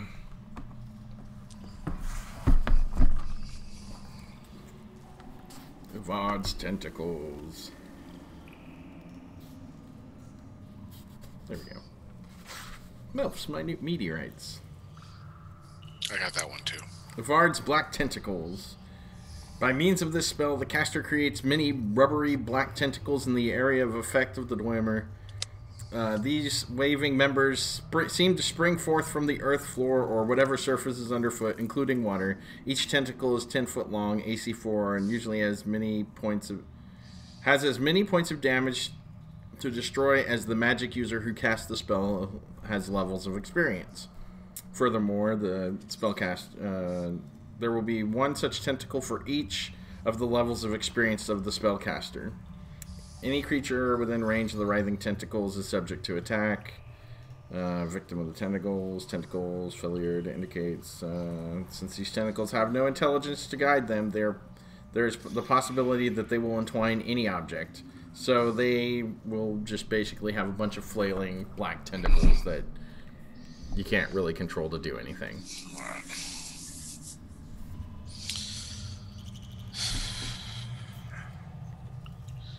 And Melf's minute meteorites. How much damage are we talking there? I'm wondering if there's any way that we can break through this stone door that just closed on us. It all depends. What spells do you have? Oh, well, I've got that scroll of 7 spells. It has, where did it go? Fireball, lightning bolt, wall of force. But I also have magic missile, push, flaming sphere, Melf's acid arrow, Melf's minute meteors, flame arrow, ice storm. And then, of course, I've got my fighter who... I'm going to say no, it will not do anything. Melf's minute meteors, anyway. Okay.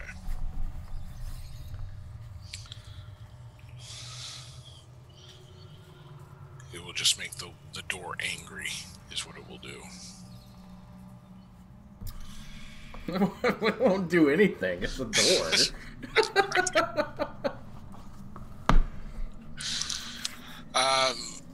Lucius goes over to the door to see if there's any kind of a finger hold or anything like that he can get on it to see if maybe he can... I mean, with an 18/98 strength... There is nothing. There is nothing. It's just straight, smooth stone. Not like smooth, like polished smooth or anything, but it's smooth enough to where there's no... There's no finger hold on there. Yeah, there's no grip. No texture to grab onto.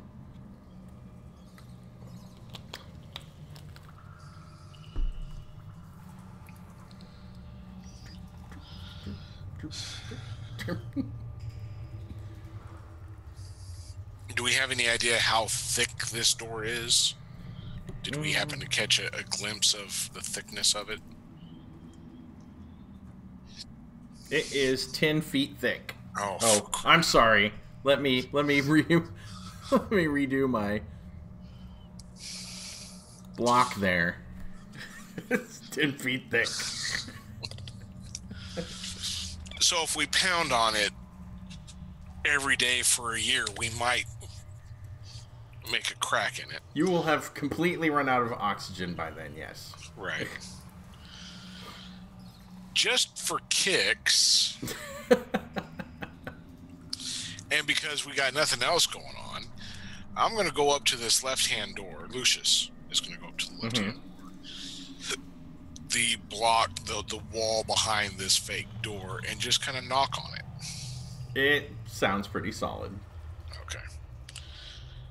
And I'll do the same for the right-hand door. The same. For crying out loud.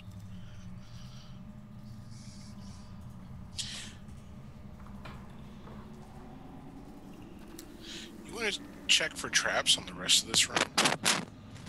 Maybe there's something that opens up a door somewhere else. Yeah, that might help. That is going to take... Let's see.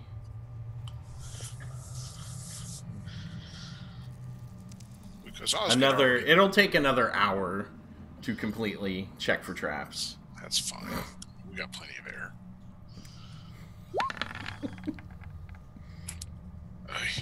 You find no other traps. You find nothing that would cause anything else to happen. Like the ceiling to start sliding down. I'm just gonna walk around the room. Okay. What are you planning? What are you trying to do? I'm just walking around looking. Lucius is gonna just kind of walk all around. During the time that the thief is checking traps? Or checking for traps? Or after? After. Okay. Hold on here.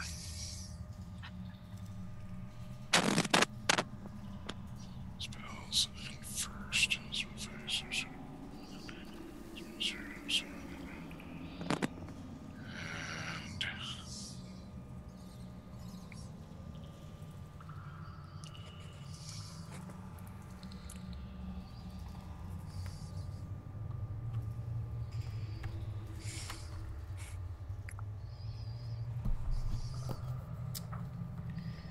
what spells do you have again?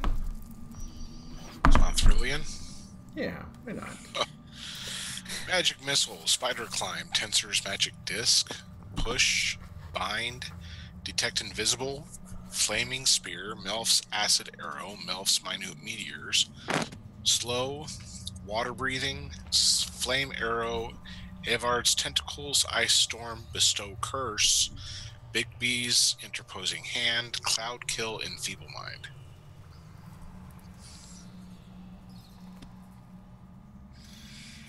Well, you do have your spell book with you. Yeah. Well,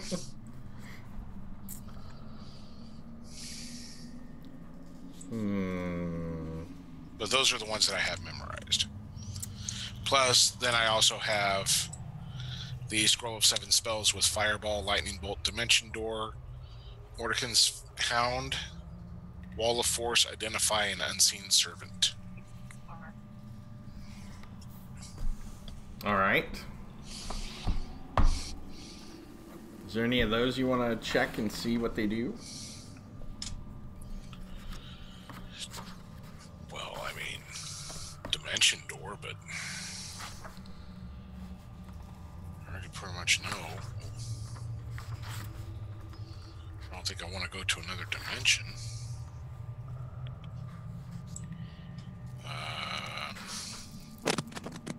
Which one is that one? That one was 5th? Is it 5th? No. 4th. Dimension Door. Dimension Door is...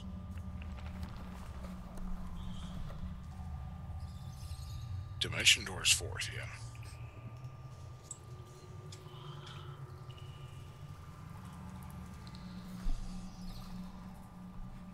Alright. Oh, that's cleric spells. That's not going to tell me anything. Ha ha ha! Let's go over here. 4th. Dimension Door.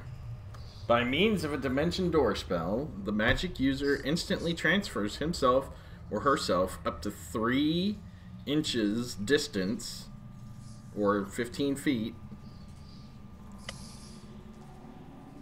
per level of the spell experience of the spellcaster. This special form of teleportation allows for no error, and the magic user always arrives exactly at the spot desired, whether by simply visualizing the area within the spell transfer distance, of course, or by stating directly, such as 30 inches straight downwards, or upwards to the northwest, 45-degree angle, 42 inches. If the magic user arrives at the place which is already occupied by a solid body, he or she remains in the astral plane until located by some helpful creature willing to dispel magic upon the person. For he or she is stunned and cannot successfully perform any casting or any spell casting.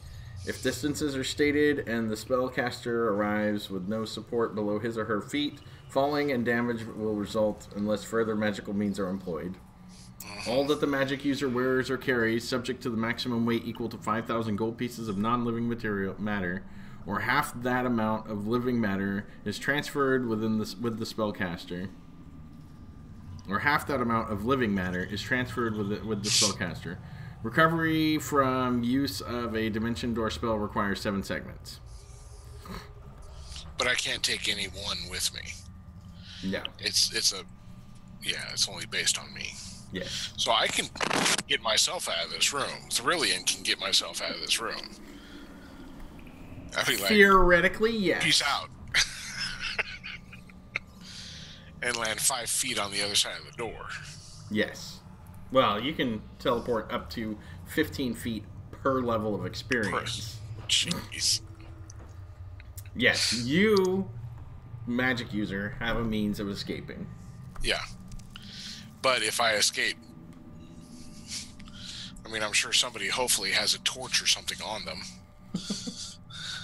Technically, everybody does have a way to escape. Technically.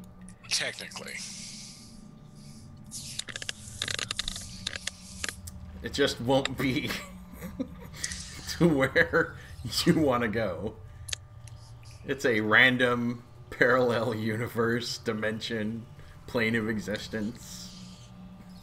Awesome.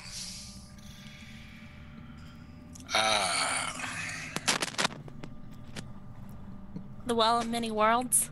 Yes. Oh, that's awesome. So technically, before you run out of oxygen, there is an option for you all to try to escape. Right. It might not be the most desirable. It teleports you randomly to a plane of existence, parallel dimension, yeah, you could go anywhere. You could end up in like the 7th layer of the 9 hells. Right. Or in the middle of a exploding star. True. But remember, if you go to open the portal and it teleports you to the middle of an exploding star, that exploding star will come through the portal and kill you all anyway. So, right. Either way, you know, anything's possible. It is completely random what will happen.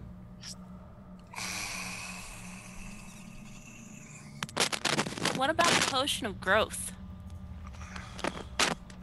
What about it? You're gonna get big and tall, and she's gonna get yoked. Take up more oxygen. She's gonna take the potion of growth and get swole. All right. Let's go, son. Oh yeah. You can't press like this. This potion causes the person consuming it to enlarge in both height and weight.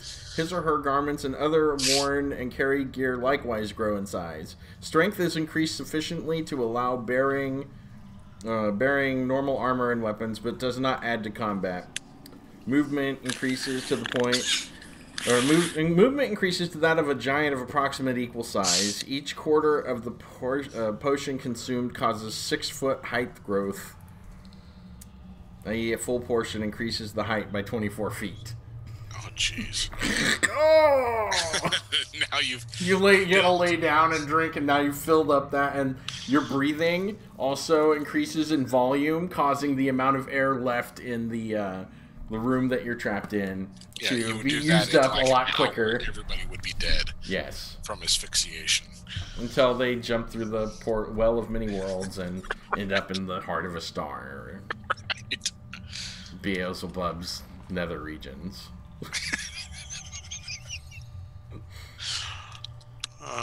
That would not be good. Or it could take you to the what is it? The seven heavens. At which point, you know, or the elemental plane of fire with the brass city and the lake of fire. Yep. So, just out of curiosity, as you know, Lucius is walking around, and okay,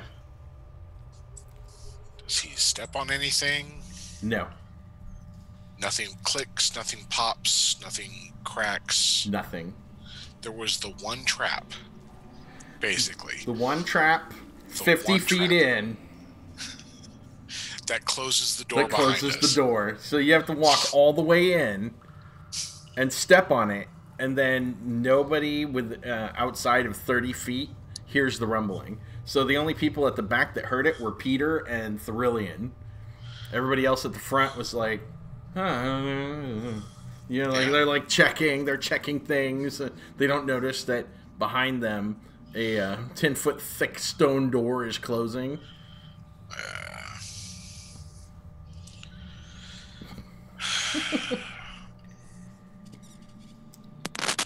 Can Osgood step back on it just to see if it would do anything? Sure.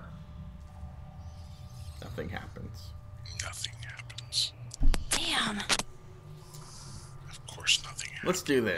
Let's do this. I want to find out how much amount of breathable air in a room.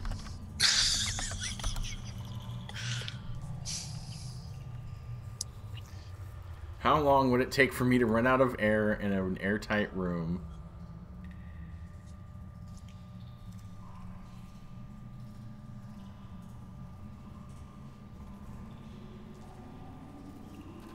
How long can one survive in an airtight room of, say, 12 cubic feet?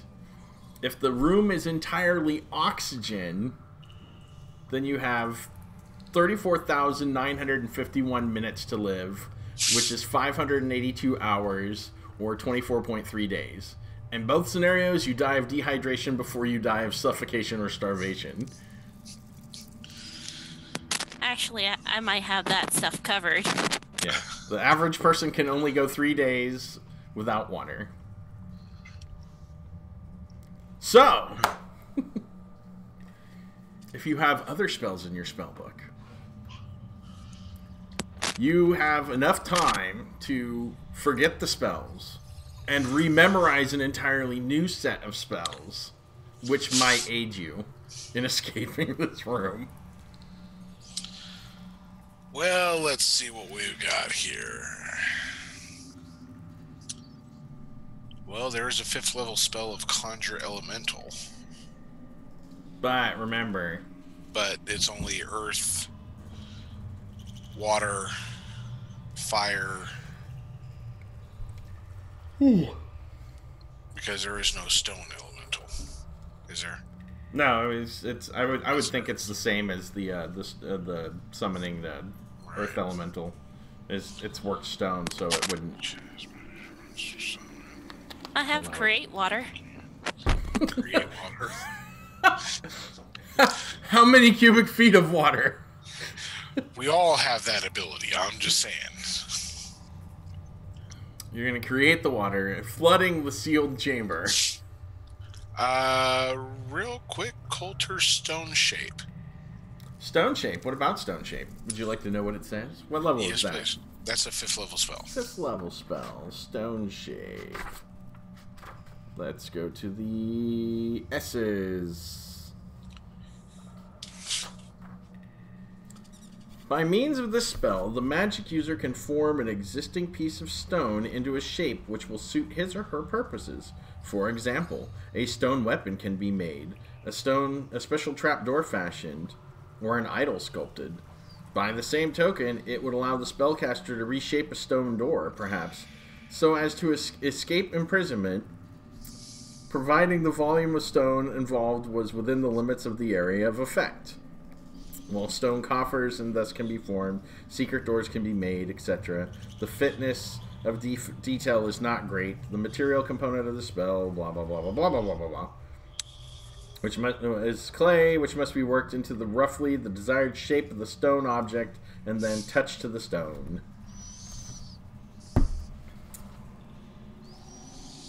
Okay. Well, there's also.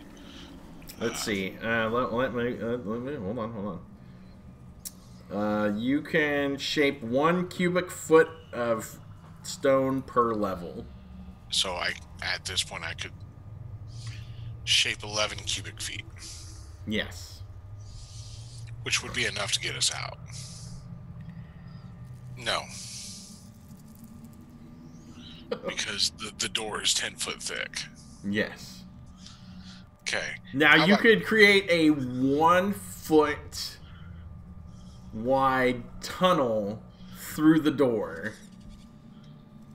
But that's not nearly enough to squeeze your guys' bodies through.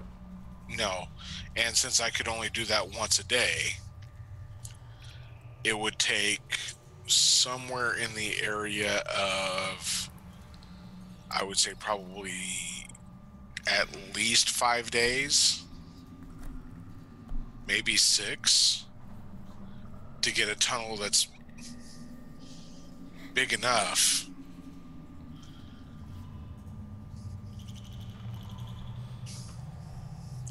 because I could do a 2x3 or a 3x2.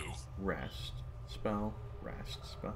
Well, I mean, you can cast the spell and then rest for another 8 hours. So you can technically cast it 3 times a day. How long would I have to rest, though? 8 hours. So cast, okay, rest for 8 hours. Okay, cast. I gotcha. I see what you're saying. So I could do 3 cubic feet, basically a 3 foot, a 1 foot tunnel 3 times a day.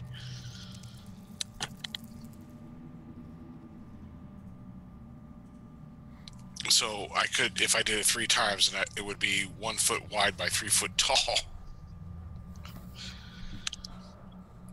In 3 days, I could have a 3x3 tunnel that we could basically crawl through. Because there should be no reason why any of us couldn't fit through a 3x3 tunnel. I will say yes. But that would take 3 days. 3 days. There's another spell, 5th level. Transmutate stone to mud.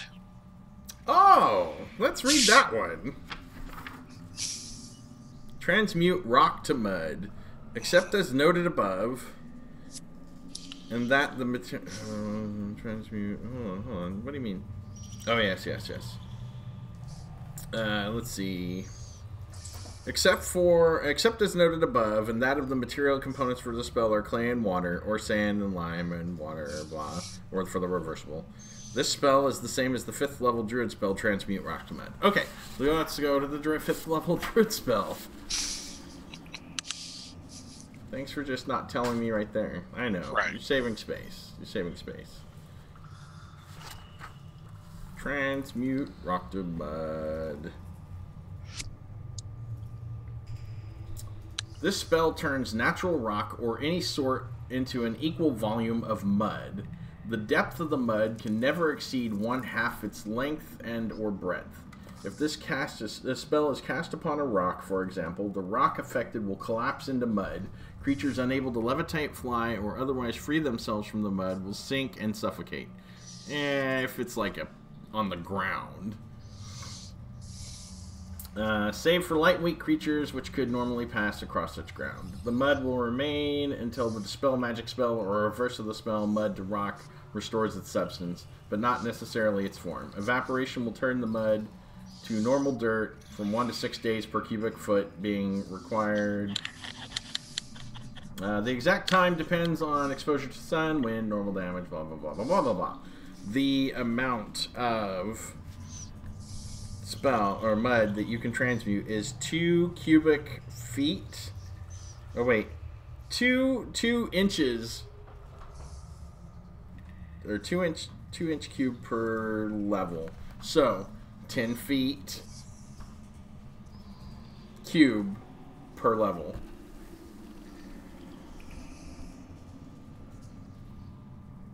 Yes, and I'm at level 11, so that's a 22 cubic feet. Cube.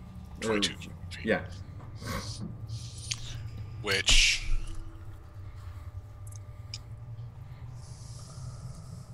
20. Let's see. So 10 there.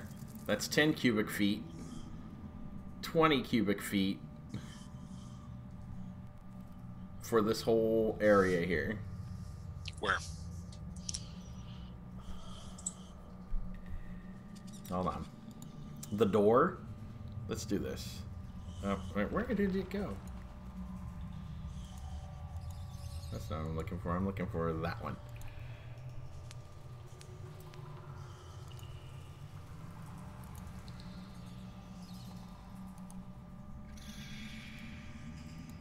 Nope.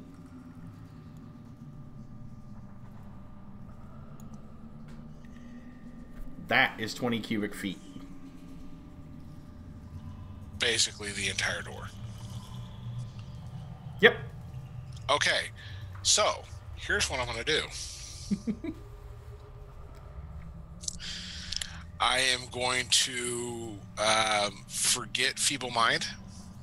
Okay. Okay.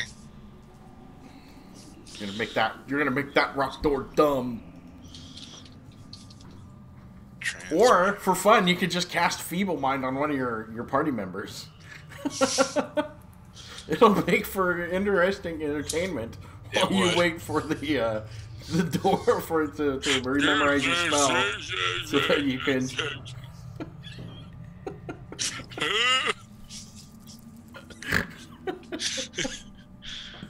All right. So anyway. Well, that would kind of fit a little bit with my alignment.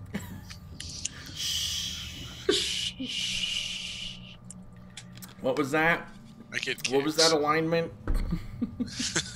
Out of game. What was your alignment again? Was that lawful? Lawful what? It's lawful. It just means I can't break the law, and that's not technically follow a set of laws. It doesn't mean you can't break the law. It means you follow a set code, and you can use loopholes in the law to get what you need. Right. So, anyway. Continuing. Moving forward. 8 hours later, you have a new spell in your spell memories there. Yep. I cast Transmute Rock to Mud on this huge butt door. And... no. It's not going to work for me there.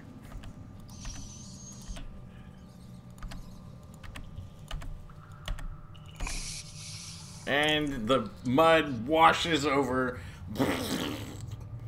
spreads out, and you are now able to escape the room.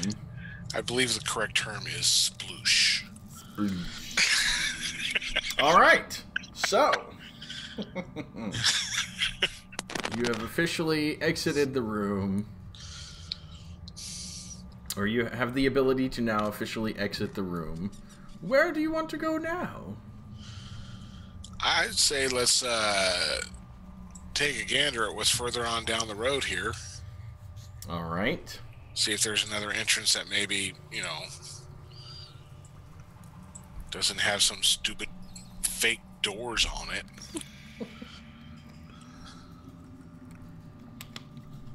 All right. Fighting your way down through the bush. About this location here, you come upon another blocked area. Having rested for 8 hours, everybody is well rested and ready to go. Although it is now early evening. Well, that's all right. You're like, press on, who cares? Let's keep going. We rested. All right. After a couple hours of working, you have cleared out enough space to where you can crawl into the chamber that you located over in this area, if anybody's looking. Yeah. Yeah. And here.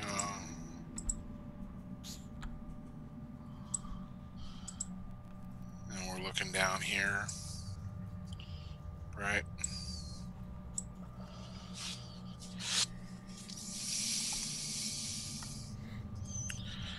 Oh.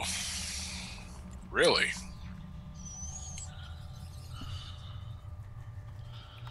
Let me zoom in more here. See what we're looking at.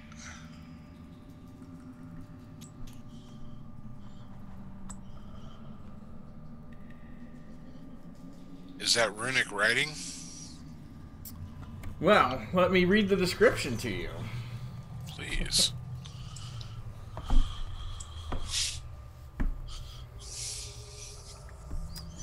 Alright. Even a bit of daylight entering through the crawl space or a torch will reveal that this is an unusual tunnel. Bright colors are to be seen everywhere. Hold on. Let me give you the black and white. Bright colors are to be seen everywhere, but I'm going to give you the black and white picture. It's so vibrant. Wow, that is okay. That's ornate. Yes. All right, continuing on with the description. Let's see. Bright colors are to be seen everywhere, the stones and pigments undimmed by the passage of decades. The floor of the corridor is a colorful mosaic of stone with a distinct winding path of red tiles about 2 feet wide, the line snaking its way south down the corridor, easily visible to the onlooker. No stonework can be seen on the walls or the ceiling above, for some sort of cement or plaster has been smoothed over all these surfaces and then illustrated. The scenes painted show fields with kine grazing, a corpse with several wolves in the background, slaves, human, orc, elven, and strange human-animal mixture, pigman, ape-human, and dog-human, going about various tasks. Certain of the frescoes show rooms of some building, a library filled with many books and scrolls, a torture chamber, a wizard's workroom. There are chairs, windows, boxes, bales, doors, chests, birds, bats, spiders, and all manner of things shown on the walls.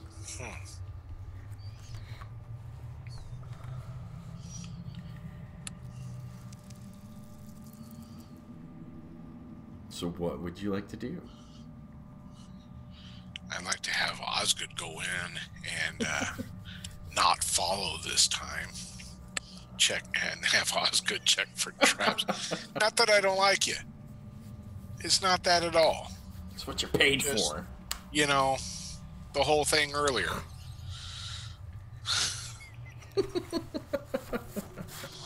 Just saying.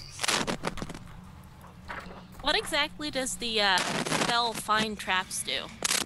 It allows you to find traps. I know, that's the smart aleck. Obvious answer. Let us go to find traps. Let's see, what level is that? Is that a clerical spell? Yeah. Level 2. Level 2, find traps. When a cleric casts the find trap spell, all traps concealed normally or magically of magical or mechanical nature become visible to him or her. Note that this spell is directional, and the caster must face the desired direction in order to determine if a trap is laid in that particular direction. Which is optimal for a tunnel. Let's see. Is there like a maximum range on it, though? Hold on. Let's look that up real quick. I was hasty in my closing of the book. Bad Dungeon Master, bad. All right. It's getting a little chilly down here. Should go upstairs and turn up the heat a little more. There we go.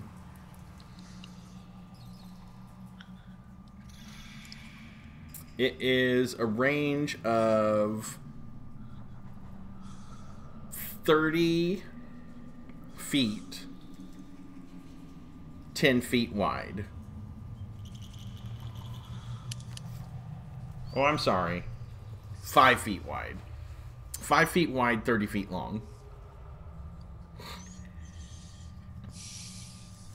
So if you were to stand in, like, say... Come on.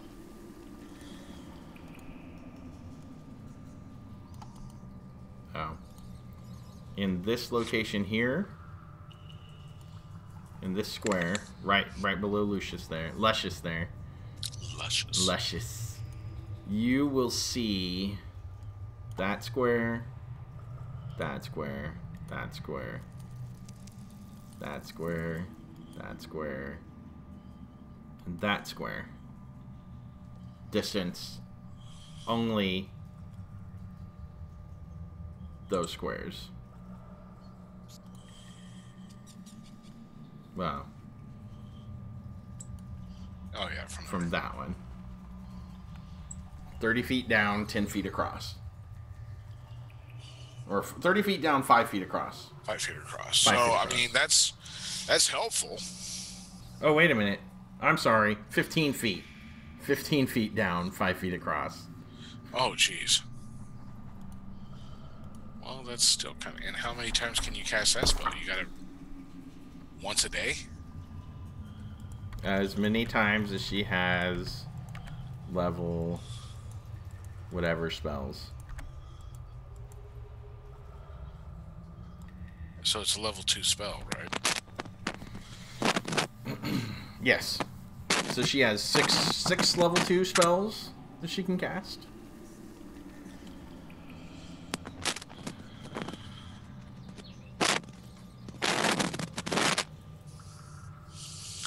So maybe Peter works one side of the room. And Osgood works the other. Because Osgood can check, what, 10 feet at a time? Yes. 10 feet, 10 minutes. Okay. So he's working over here then.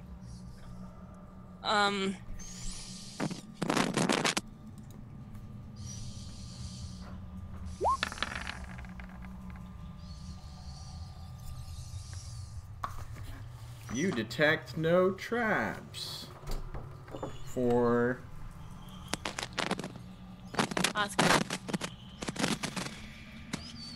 Let's see. Yeah, you detect no in this, that one, that one. Come on, that one, or that one.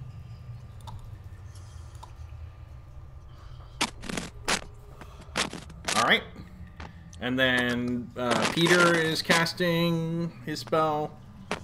He's standing in that first square there. Yes. Peter detects no traps.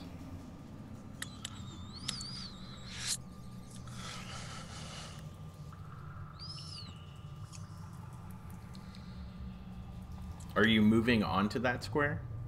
Yes. All right. Let's see.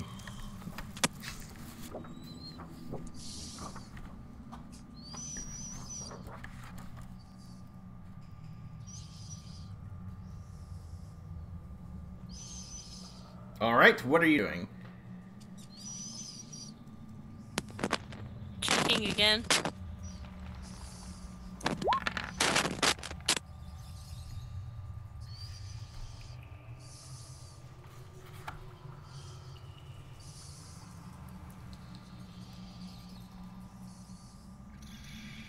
Okay. What are you checking? Because as you walk up there, you see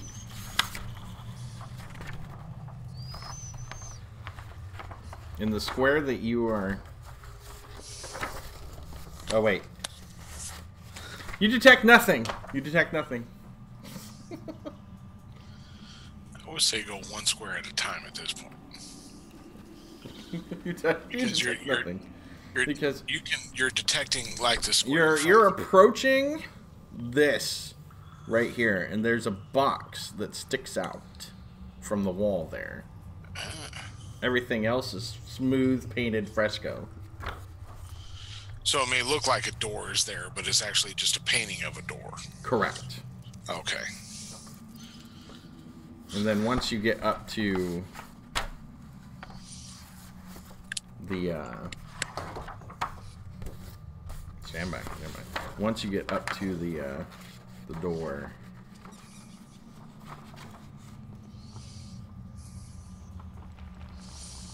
That's what it looks like from the front. Couple of man dogs. Couple of man dogs holding the box.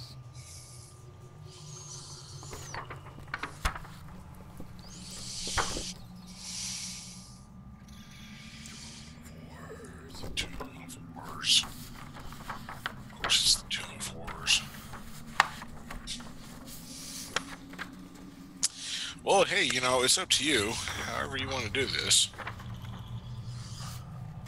You're coming up to that box. I don't know if you want to just go forward one square here. Yeah, and Peter's gonna stand out here with you guys.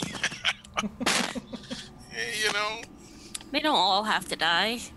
not all of them. Okay, so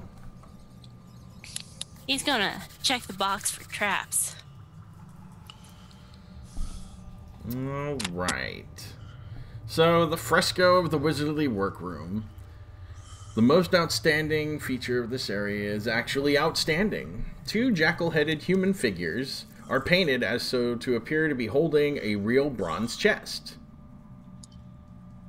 As you examine the box, you notice that it is hinged on the bottom as to allow the lid to swing down if a catch on top is pressed. So, Push the button. Push the button. Push the button. Push the button. so you did you roll to check the box for traps?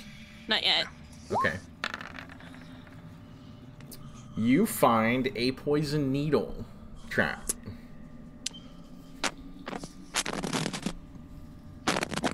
And it can be avoided by pressing the stud with a dagger pommel or other sharp pointy thing to press the button.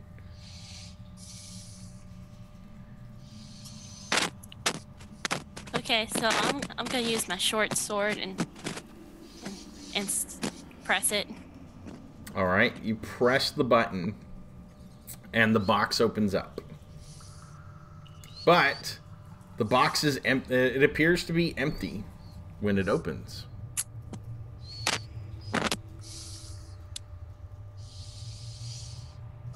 It looks to be empty.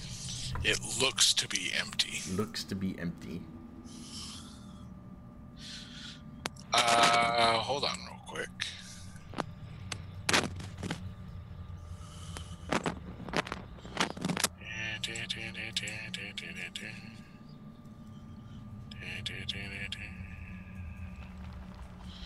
Okay.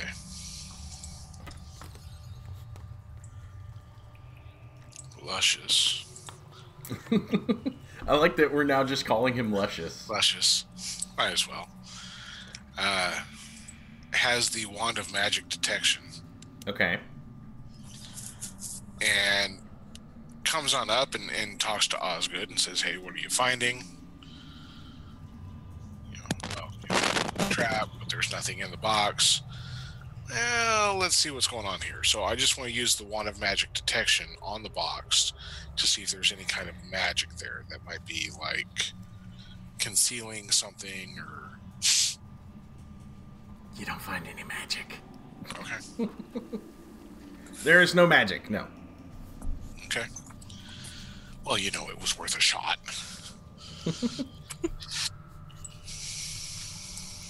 So, what do you do?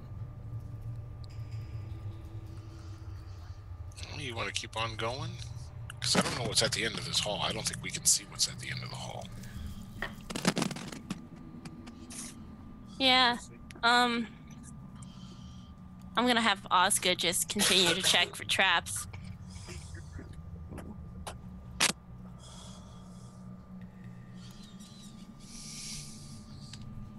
All right. Let's see.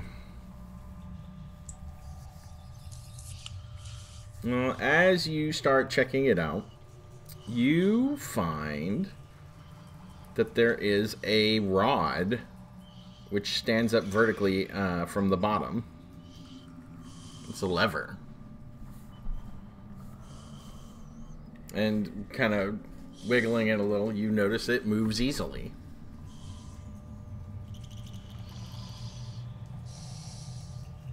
It does not appear to be a trap in the box.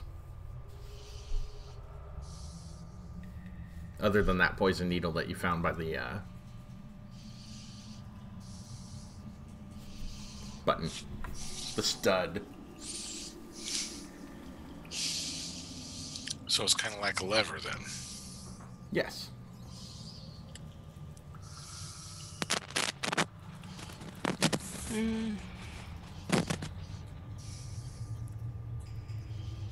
I'm gonna have Luscious stand back just in case.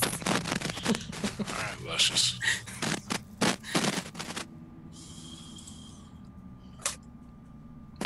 We're gonna go ahead and get on back about 10 feet here. Alright. You get on back about 10 feet. Now he's gonna push the lever to see if it does anything.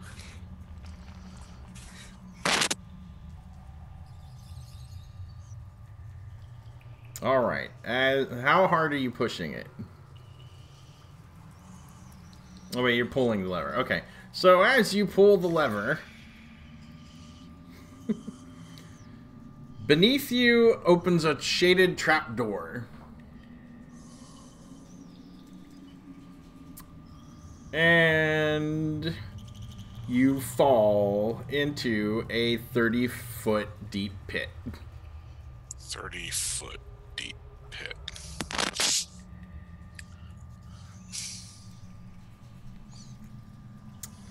So let's go ahead and...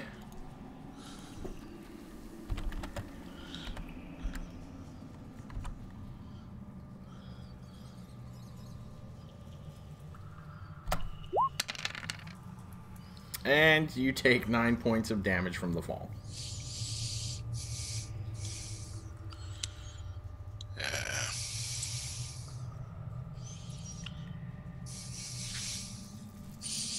'Tis but a scratch. Let's see. Hold on.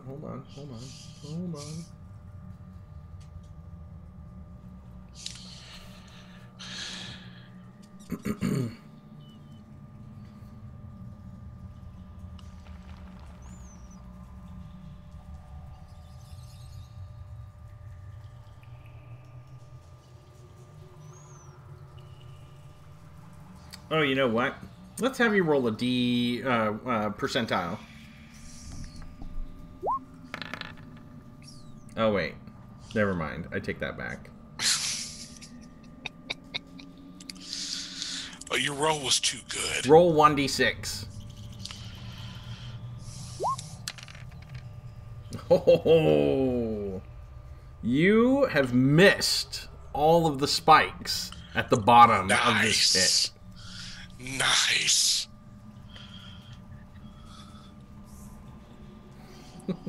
Which is fortuitous. Yeah, I would say so. Alright, so Luscia, seeing this happen. So yeah. Does a bit of a face palm. Like, what the... What? Worst thief ever. It appeared to be trapped. Is it... Everybody, hey guys! It's trapped! Does anybody have a rope? I don't know that anybody has a rope, though. We didn't do Would the rope of entanglement work? That's well. Hey, okay, now, I said you guys can have whatever you need on your character, just, because you're obviously going for an expedition, so you know what you need to take with you. So yes, one of you has, at least one of you, if not more, has a roll of 50 foot of rope. Be it hemp or silk, whichever you decide. I would say silk Luscious being more expensive. I would say Luscious has a 50-foot coil of silk rope. There you go. Wait, who has the rope of Oh, it's the Pious. Peter the Pious has the rope of entangling. Yeah. So, I'll go ahead and I'll lower some rope down. Lower the rope down to the thief who fell into the pit trap. And you're just like, you hit, it hurts, but you're like, thank goodness I didn't hit any of those spikes. That are covered with old blood and remains of God knows what. It could have been worse. It could have been a lot worse. Alright, so lift back up. I'll haul you out of the pit.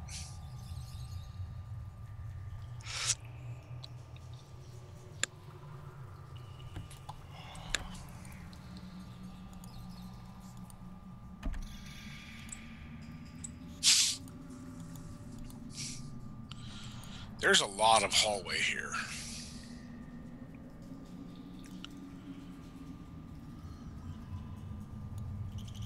There we go. There's the pit trap. There's the pit trap. Nice. Seriously, it takes up 4 squares?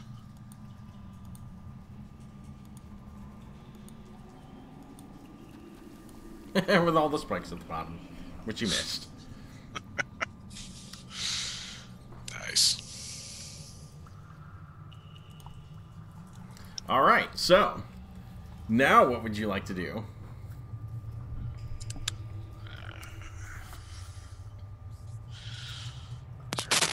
Does it look like the tunnel goes farther down? Yes. No, it continues on.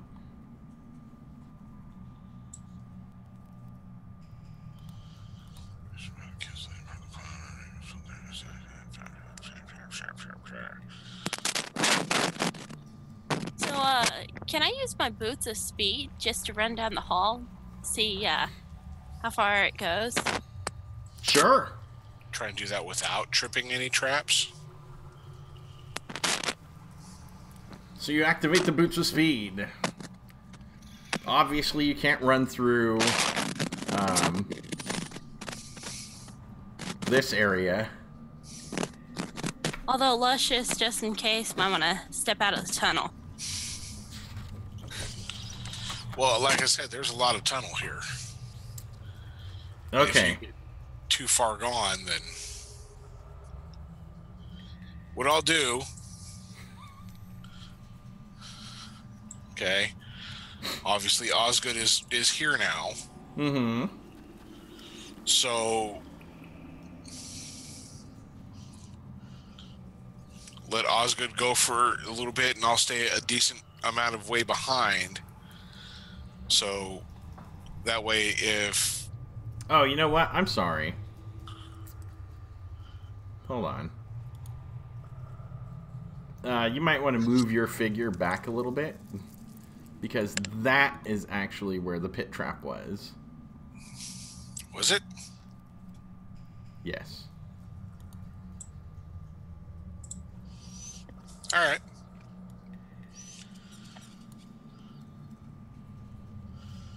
So that whole square opened up. Yes. Cool.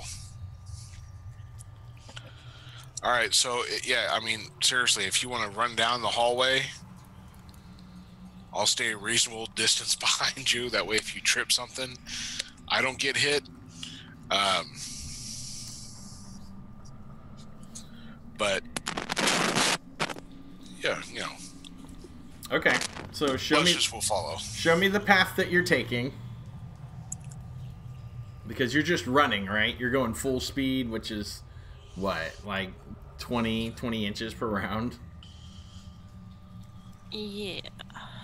So, just a straight path. You're just gonna run straight down? Yeah. Okay. All the way to the end. Move your character to right here.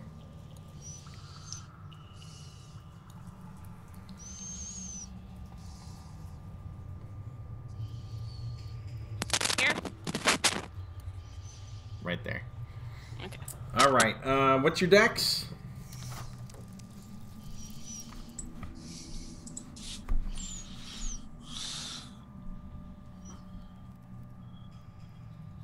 What's Osgood's dex?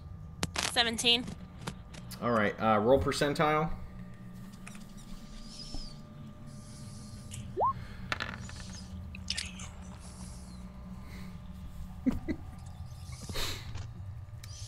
All right. As you are running, a trapdoor opens up beneath your foot.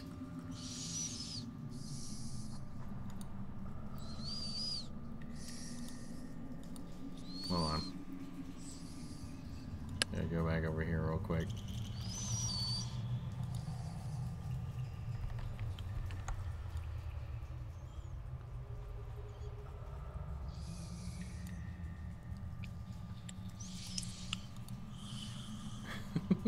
And you fall into a 10-foot deep pit.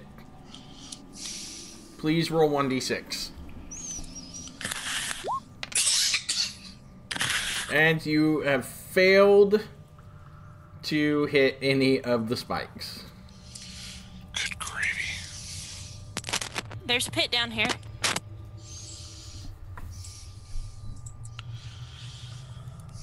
And here comes Luscious with his silk rope to save you again.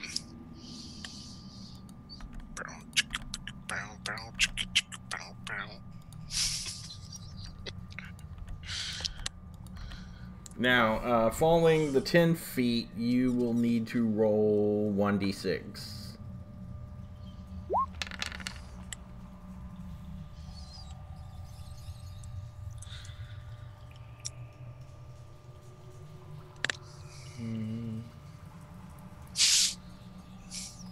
Well, you know what? Never mind. Forget that.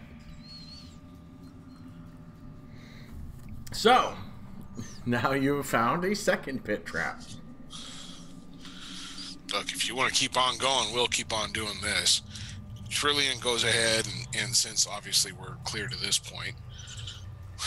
Okay, and then right here is where that, you see it, the second, what looks like a prison door next to the. See, there's the one with the fresco, Yeah. and then that's the wizard workroom one, and then there's one that's another. It's a prison door painted onto the wall. That is about where her trap door opened up the first time, and then there's where the first one opened up. Yeah, Peter's gonna move in about here too. Yeah.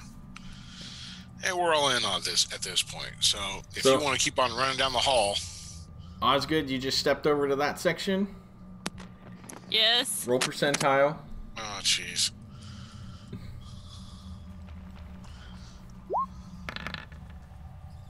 All right, roll 1d6.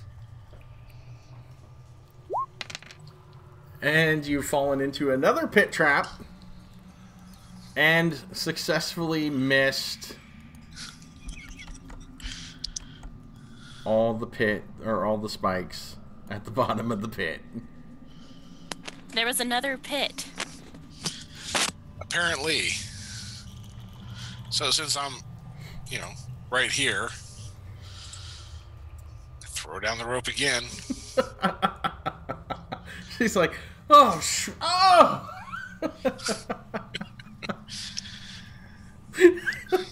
This is what your thief is for. Locating all the traps.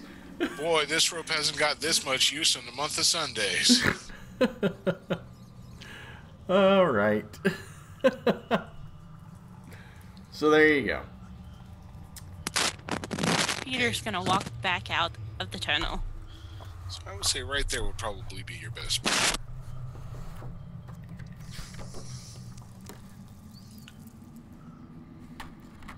All right. So.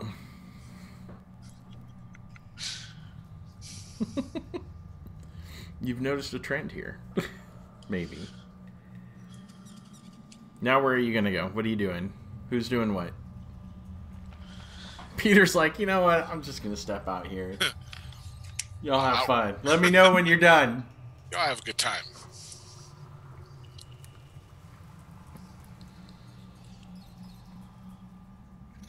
Check.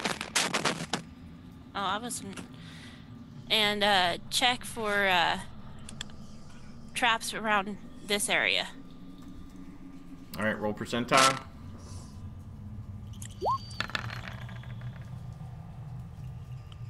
You find no traps.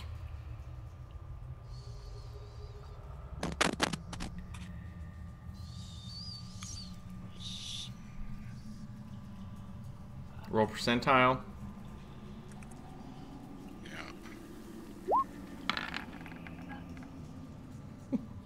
Roll a d6.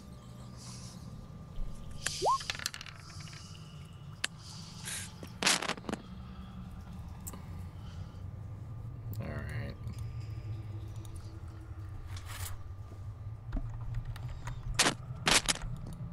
Ah.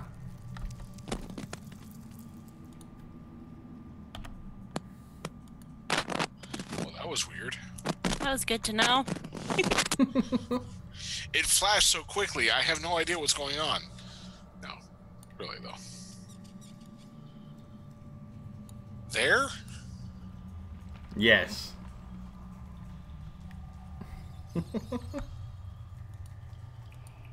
Pit trap opens, and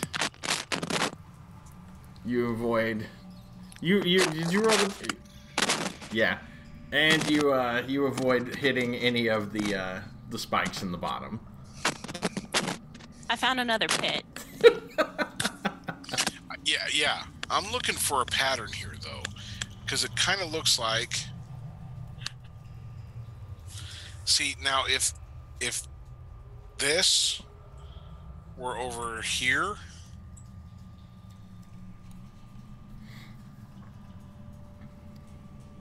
I would definitely see the pattern.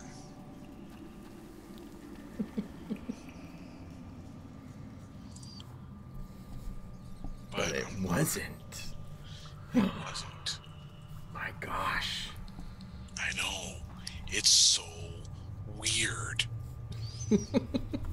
I think you'll be safe, actually, and this is just a guess if you go there.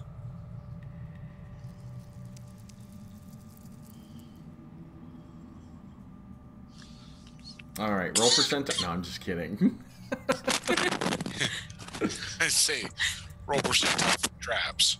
Okay, so now what is happening? Well, Thrillian is basically tracing the steps of everybody else. And Luscious is following Osgood. Because, pit traps. But I would say, check for traps, check for secret doors, or... Yeah, Peter's yelling in there, seeing if people are still alive. Yeah, we're good. Is it safe to come in? Sure. It's only pit traps. It's only pit traps. It's only pit traps. Just follow the mage. Go exactly where he goes. So, what are you doing now?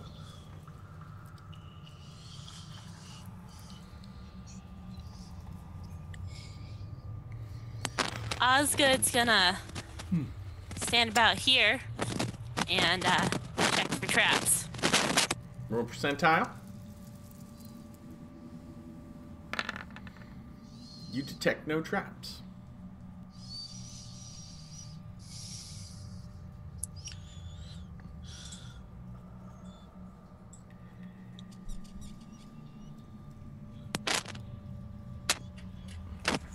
Again, he's checking for traps.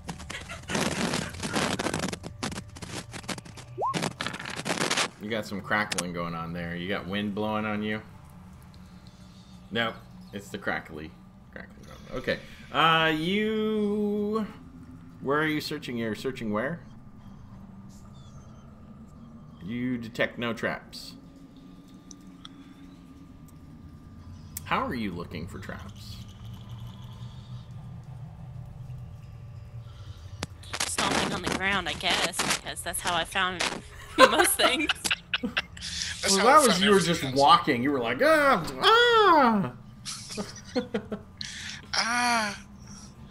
I've fallen in a pit. Help me, Luscious.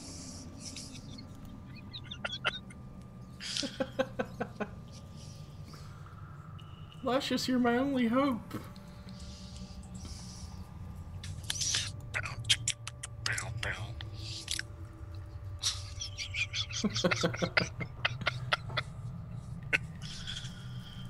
Alright, so did you just roll again? What are we doing? What are you doing? I'm gonna move down one more and check for traps. Okay. You detect no traps.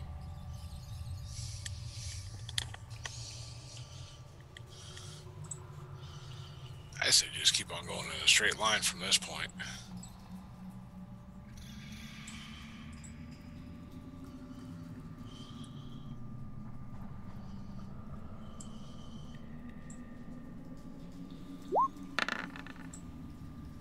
You detect no traps.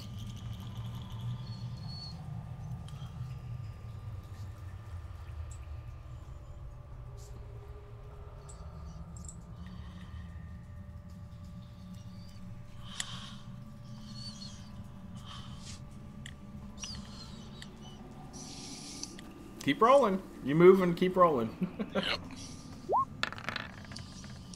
You detect no traps.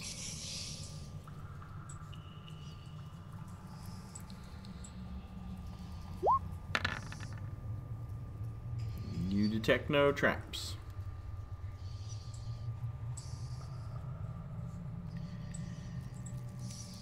Hold on. Before you move,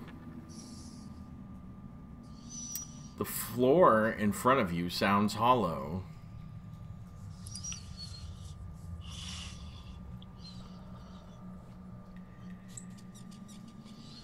Alright, hold on. Let me...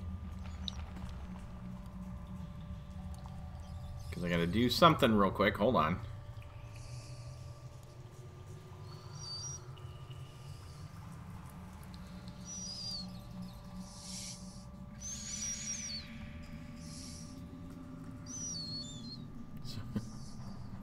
Since you guys are moved further down.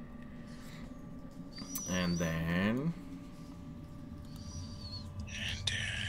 And then...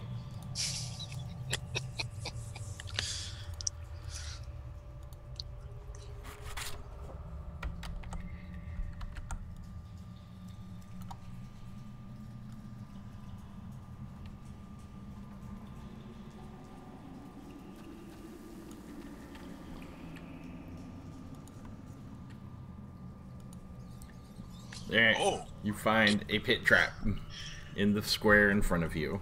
Osgood detected it before they fell in. As opposed to just walking down the hallway, because that's what Osgood was doing before. It was just like, I'm going to run straight I'm that just way. going to sprint. I mean, we're just going to go balls out. Yes. I'm going to activate my boots of speed, and I'm going to run as fast as I can down this straight hallway. 5 steps in. Bloop. Oh, you found a hole. It's a 30-foot hole. Can somebody help, please? Hey, I found one this time. Didn't fall in or nothing. Well, that's right. Awesome. That's right. All right. So, as you start making your way down the hallway, you notice at the end of the hallway is a great green devil's head with its mouth wide open.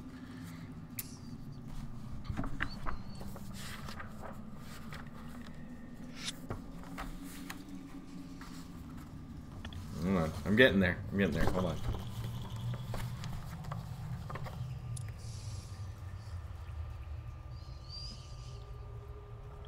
How big of a hole are we talking here?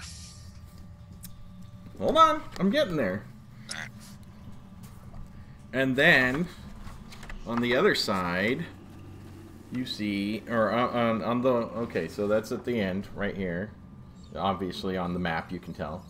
But you see where the line goes into the wall there? Yeah. You see a misty archway with 3 glowing gems.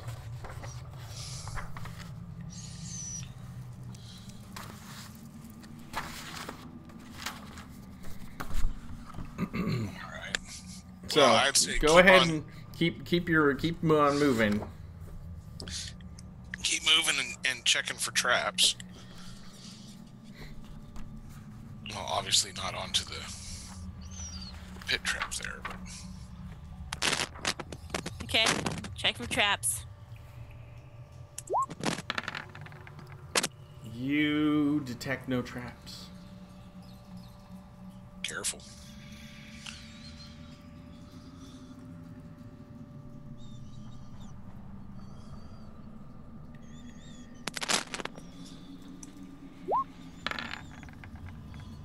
You detect no traps.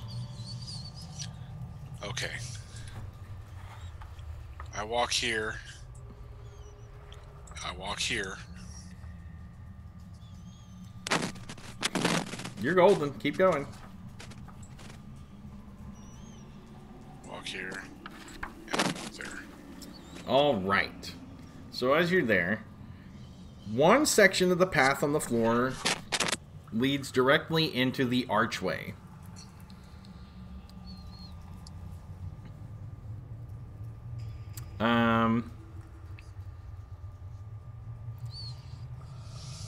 The other fork in the path leads right up to the evil-appearing devil face set in mosaic at the end of the corridor. It has a huge open mouth. It is dead black inside the mouth.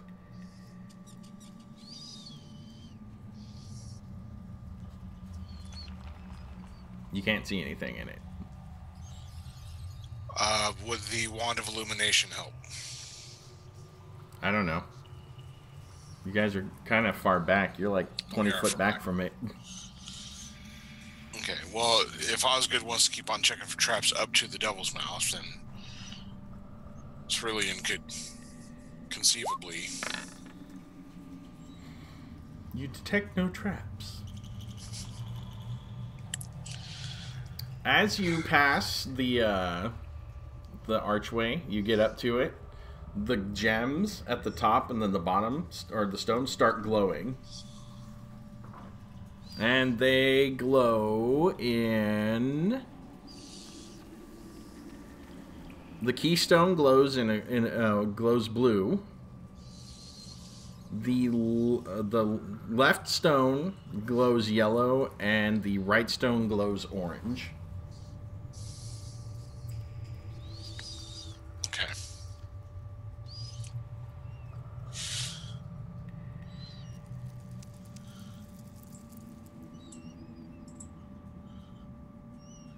I say check for traps one more time, and we should be good at that point. You detect no traps. Okay. So Cerulean. Osgood, if you want to move right there.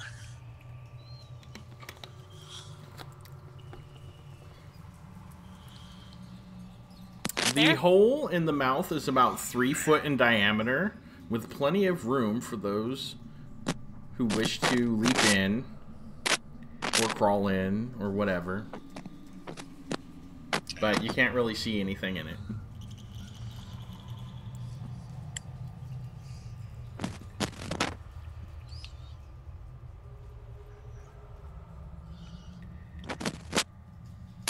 So I use the Wand of Illumination. Mm-hmm.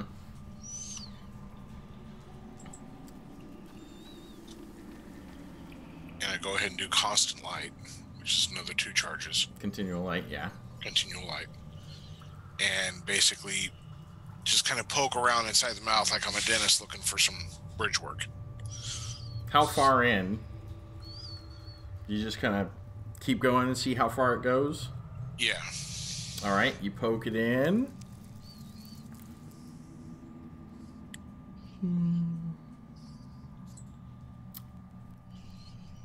And you pull your hand back, and you pull back a stump.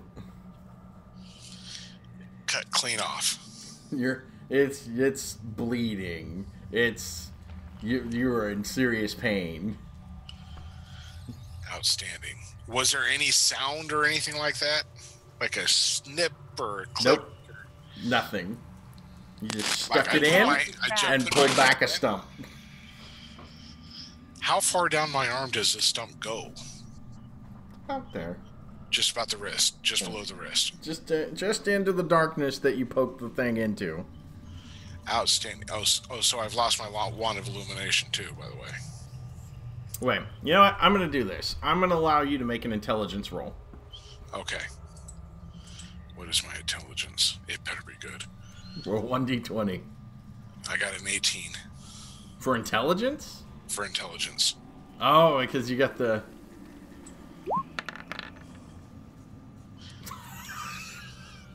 Just goes right on in.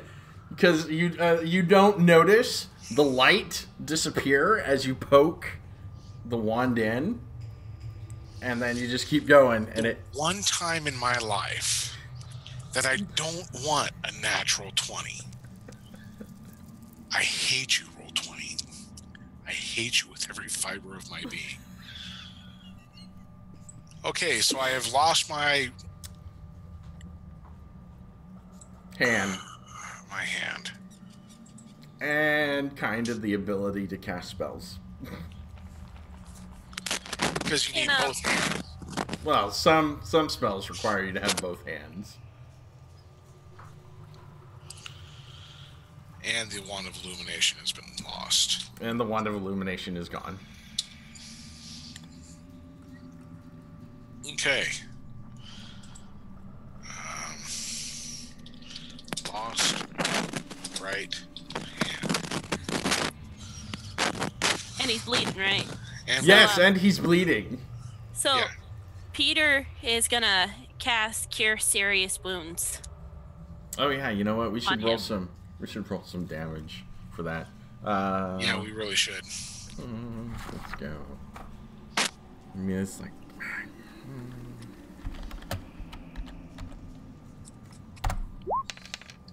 Yeah, you lose 3 hit points.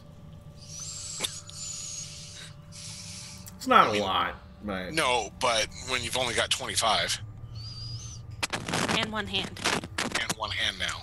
yeah. So I may very well be useless as a magic user at this point. Outstanding. All right, yeah.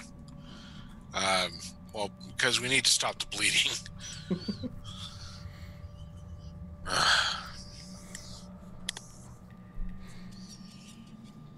So I don't know if there's, if you can cauterize it or just heal it or. I'm gonna say that the healing allows the wound to close. Okay. Yeah, healing up to max hit points, it seals it Okay. tight. You're not losing any more blood. You're good to go. Aside from missing a hand. Missing a hand. That's outstanding. That's awesome. Okay.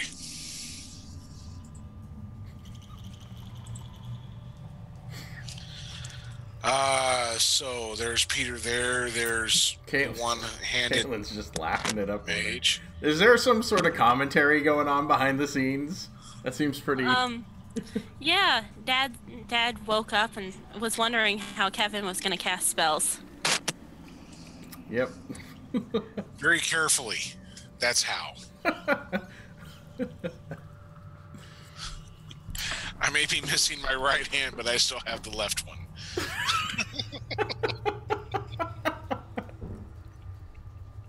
All right, so Melf's magic finger. That's what it is. no, it's Big B's. What is it? Oh, Disparaging digit, Yes, disparaging. something digit. maybe. I'm just trying to help, Kevin. Fanning flames. Yes. That's not gonna Yeah, work. that's no. Oh. Now, see, looking at the spell list that I have, I'm sitting here. Okay, magic missile. Spider climb. Pincers magic dish. Push. Bind. Detect invisible. Flaming sphere. Might not be able to do that one. Melf's acid arrow. I might be able to still do that one. Maybe. Minute meteors. Slow. Water breathing. That's not going to be anything. Flame arrow. Evard's tentacles. Ice storm. Bestow curse. Bigby's interposing hand. Cloud kill. Feeble mind. Transmute rock to mud. All right. So, which is my new favorite spell, by the way. All right. So we're looking at the Misty Archway. There is a misty veil across the archway. And, yeah. What would you like to do? The stones are glowing. Yellow, blue, orange. There's a mist in front of you. It seems to be it's moving, but it's static there right at the door. Or at the archway. So it's kind of like a portal, is what it might look like. It's possible. Possible.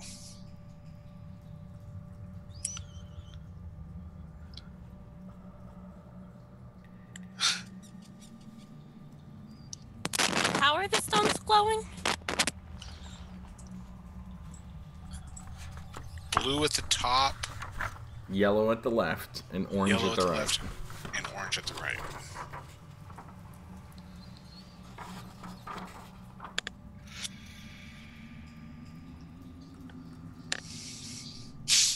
So, yellow, blue, and orange.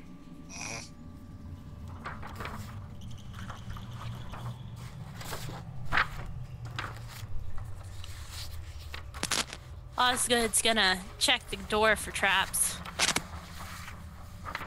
Alright, how are you checking the door for traps?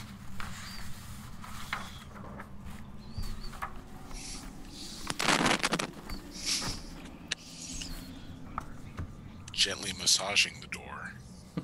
Oh, sorry. That Poking at it with the sword through it. In the mist? Yeah. Nothing happens. You poke it sword in. comes back in one The piece. sword comes back in one piece.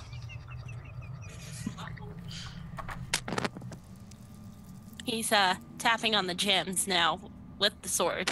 Okay. Which gems are you tapping? The blue one. Okay. Nothing happens. On any of them? Which gem do you tap next? Orange? Nothing happens. Then yellow. Nothing happens.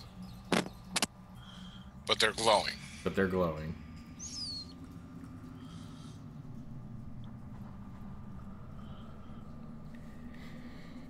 And, of course, the swirly mist. What happens if I press on them, like, forcibly?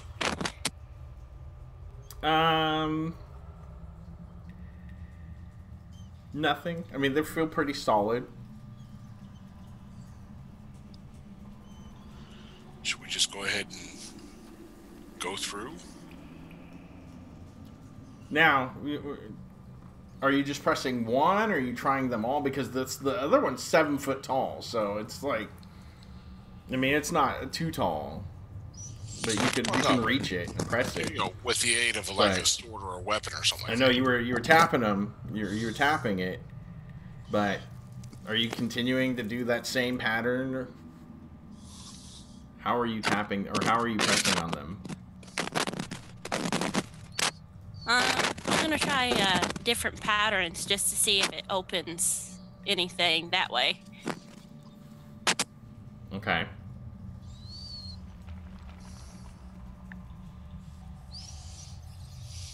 And? Because you went blue, orange, yellow.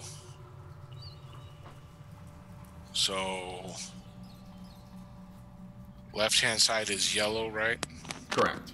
Mm-hmm. Okay.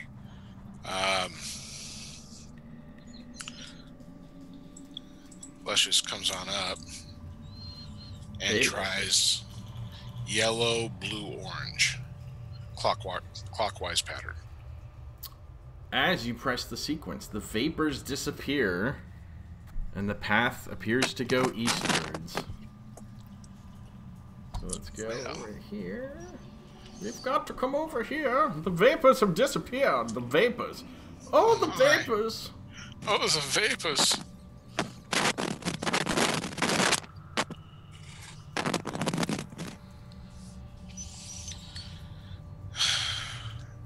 I gotta tell you, I'm a little nervous here. But since Osgood has done such a bang-up job,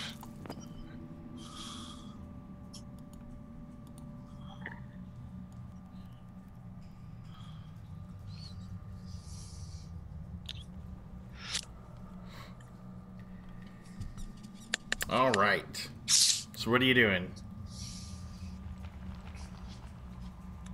Osgood's gonna step up in here and then check for traps.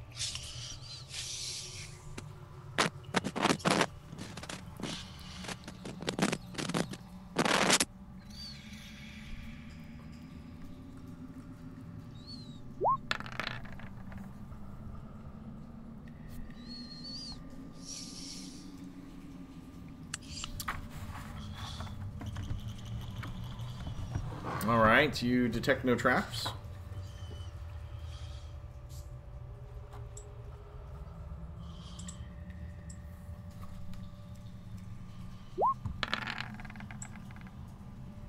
You detect no traps. you're loving the 80s on these. Now, stand by. Stand by.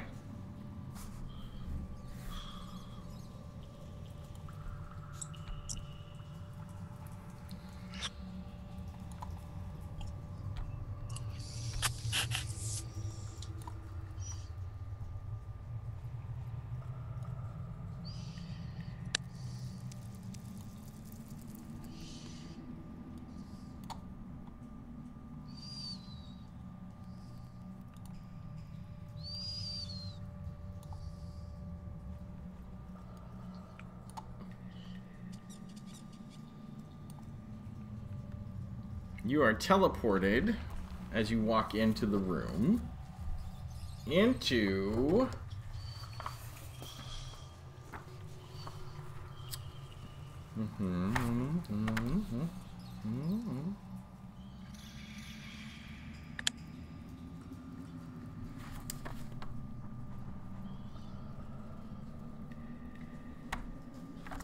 you are teleported into a room. The smallish room, and in the middle appears to be an 8-foot-tall statue of a 4-armed gargoyle with a broken off 4th arm on the floor nearby.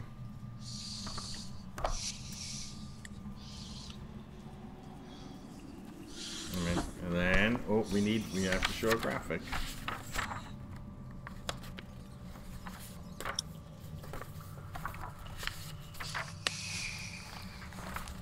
There you go. Cool. And that was just Osgood? Yes. Okay. You guys so see basically, Osgood just vanishes before our very eyes. Yes. She walked in right down the middle, basically. As soon as she got here. Yes. Okay. Not knowing what's happening, Lucius and Thrillian step up. Are they side by side, or are they walking in a line? They are side by side. Thrillian basically steps where Osgood was, but seeing as how it was such a small area. Right. So Trillian pretty much walks down the middle.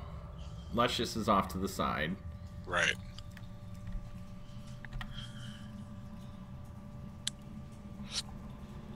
So we will do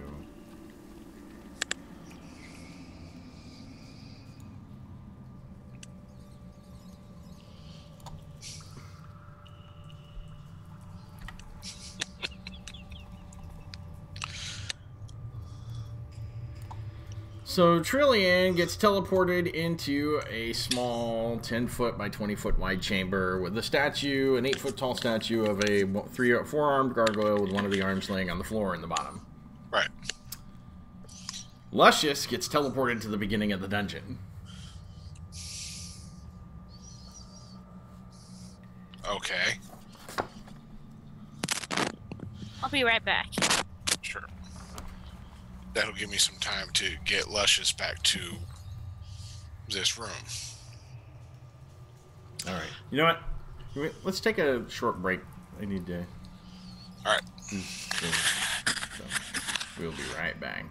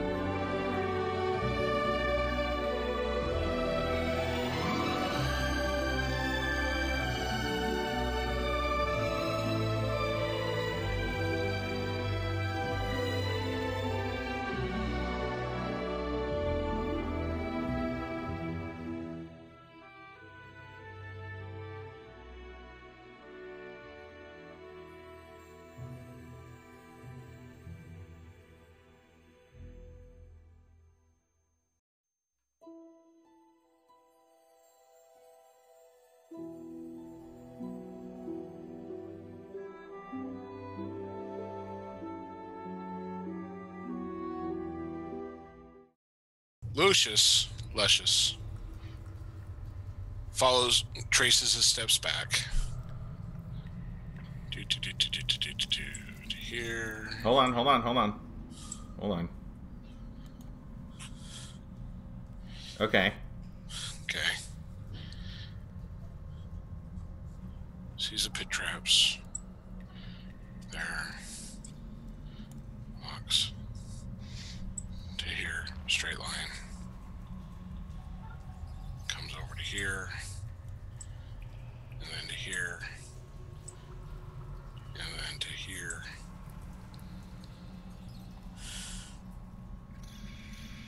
And then we went straight to here. And then to here. And then we went straight. And is now right behind Peter. Okay. So kind of in the middle there, yeah. Okay.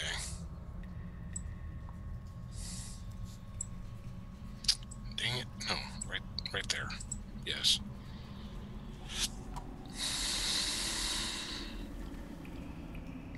Also, we're probably gonna have to wrap it up soon, since Yeah, because it's after midnight.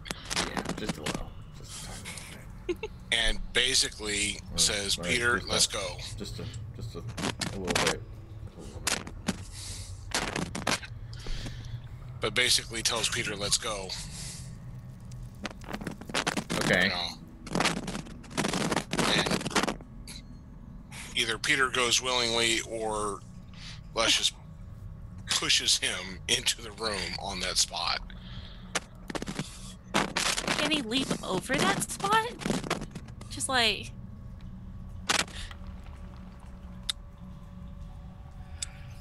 I have a feeling that entering that area at all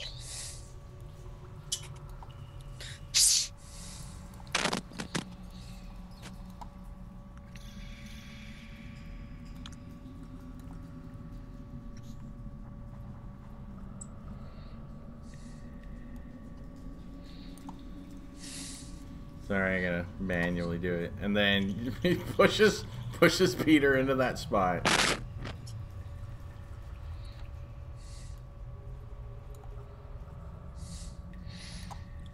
So where are we on the map?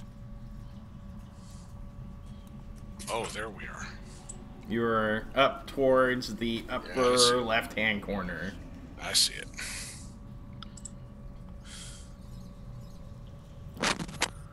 So is the figure thing about here?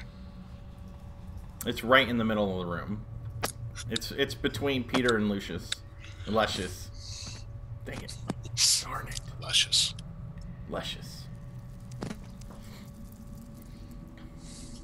Okay.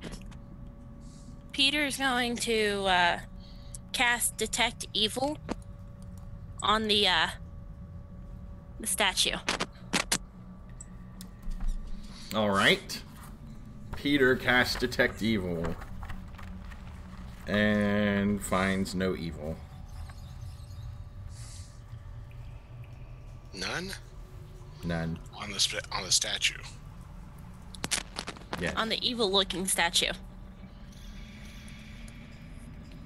Well, it's not evil looking. It's just a giant four-armed gargoyle with one arm broken off.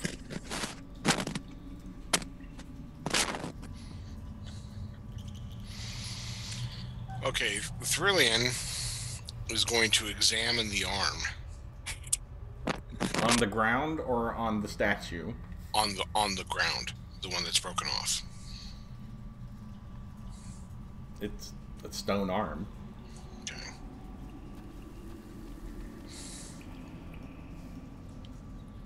Okay. Lucius just goes ahead and throws out the idea. Says, "Hey, what if we just putting an idea out here? What if we try to put that arm back on the statue?"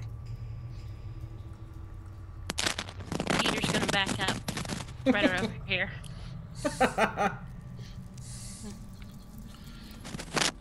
Peter's like, nope, I'm getting back. You guys are crazy.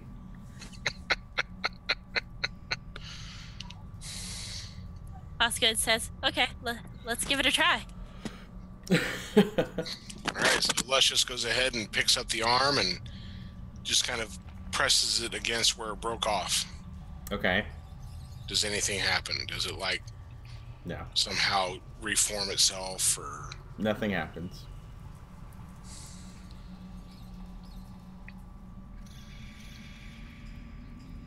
Okay.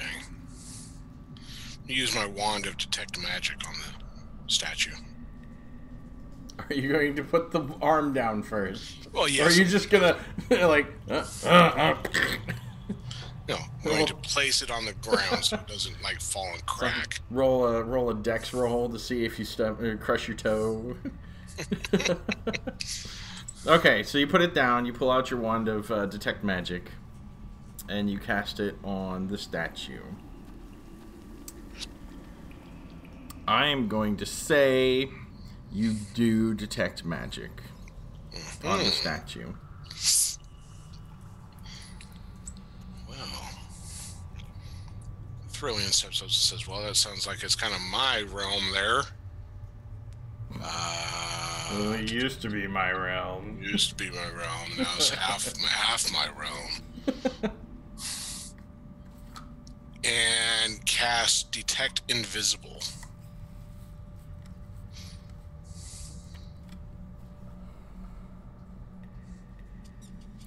You see nothing.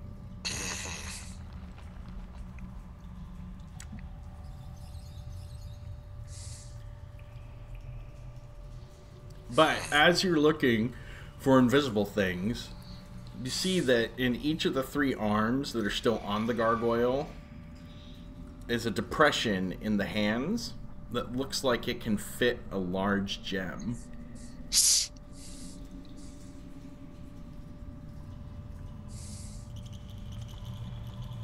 And the broken one, you notice, has no depression in it.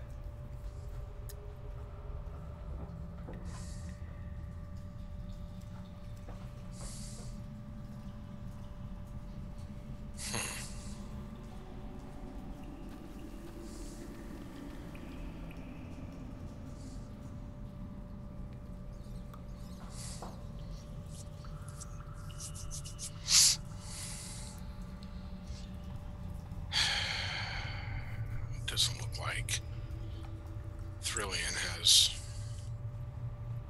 anything that would really help in this case.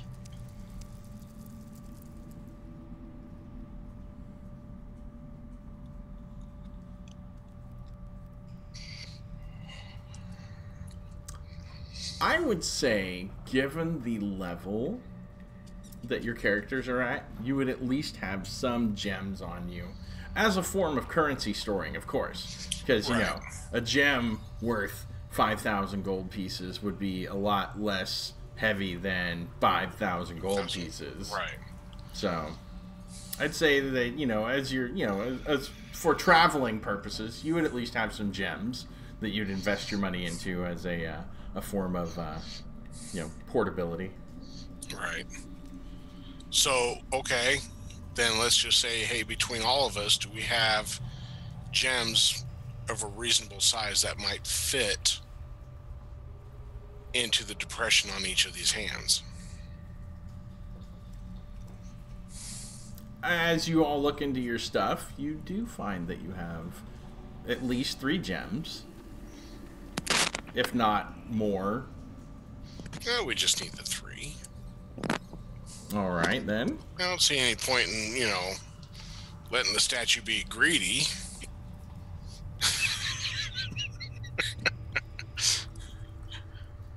All right, so what are you doing? Let's place them in the hands. All right, as you place a gem in each of the 3 hands, as soon as the 3rd one is placed, the hands close, crushing the gems into a powder. Dump them out and return to the original position. Well, that was worthless. That was an absolute waste of money right there, because now there's gem powder.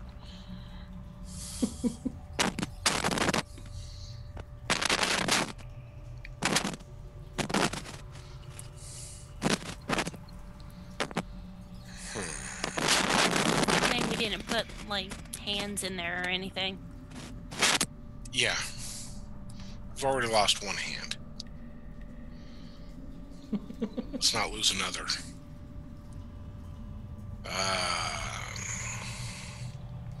You want to check the statue, see if there's any, like... Did you already check the statue for traps? No, you cast Detect Evil, and we checked it for magic.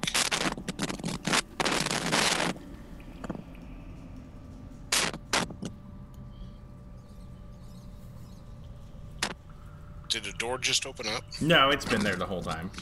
Oh! Well, that's interesting. Sorry, there's a door exiting the room over in the corner. I was just widening it up so you could see it. You guys are so focused on the gargoyle, I just let you know. You guys all teleported in. Oh, what the heck is going on? I don't know. Gargoyle. Not even noticing the door over in the corner. No. Except for that Peter backed up into it and knocked into the hallway. Found a door. Hey, what's this? Hooray! Alright, you know what? Luscious is saying I've had enough of this. And we're just going to go ahead and basically head down into the hallway. Trillian's like, what do I got to lose? I've already lost a hand. I'm a shell of my former self. Yes. Luscious heads into the hallway. It's more of like a dirt tunnel, but... Either way. Yeah. Alright. Well, as you are crawling through this tunnel here... Hold on. Let me... go back over here.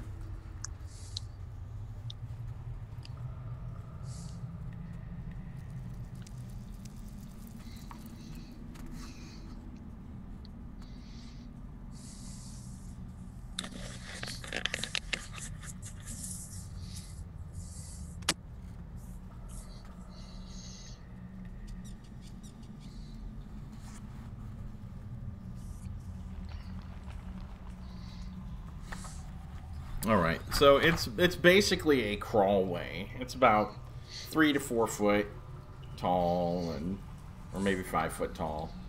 And so you kind of have to hunch down to crawl into it. But it seems to be a roughly hewn passageway. Right.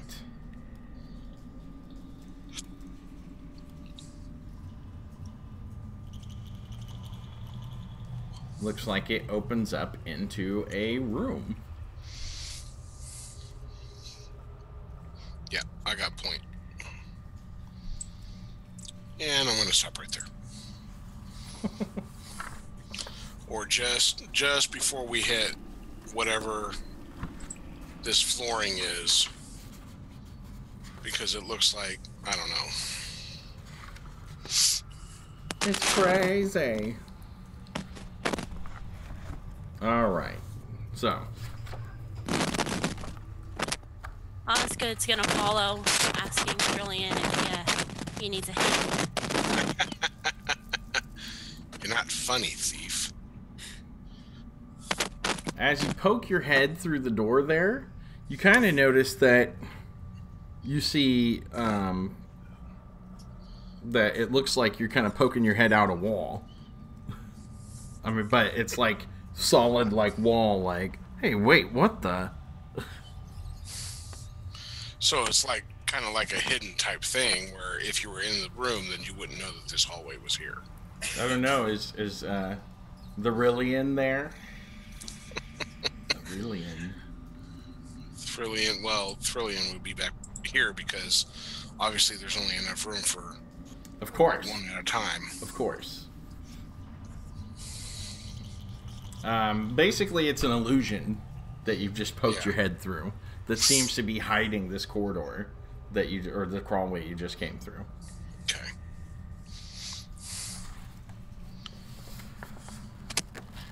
Well, in an effort to let other people through, I'm going to step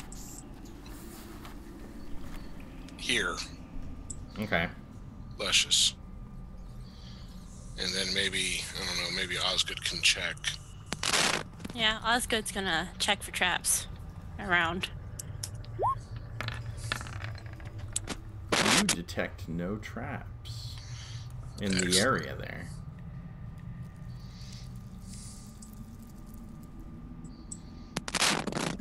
He's gonna do the same here.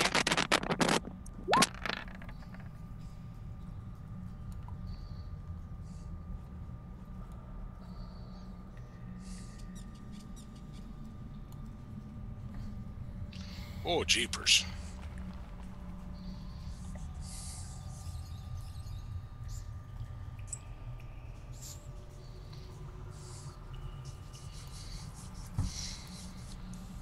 Okay, so as you step in there, you are in...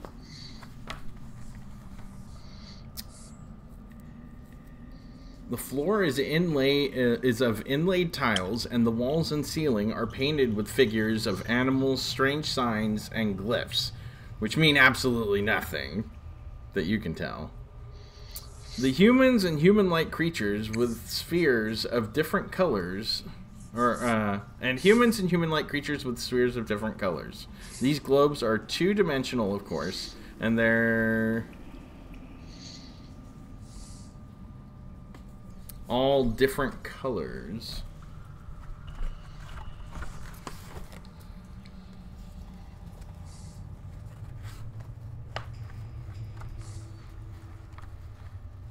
And it's on both sides of the hallway leading down. And this is what they look like.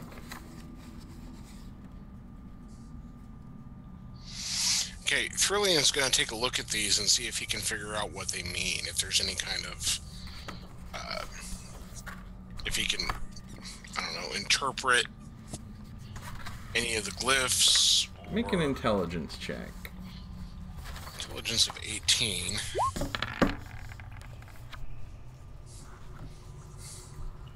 No. No, there's nothing. There's nothing that he can tell. Okay. And with that, I'll let you know that along the west wall, which is where you just came out, yeah, the orb that you came out of, because you seem to have come out of the orb that the creature is holding, is a gold orb.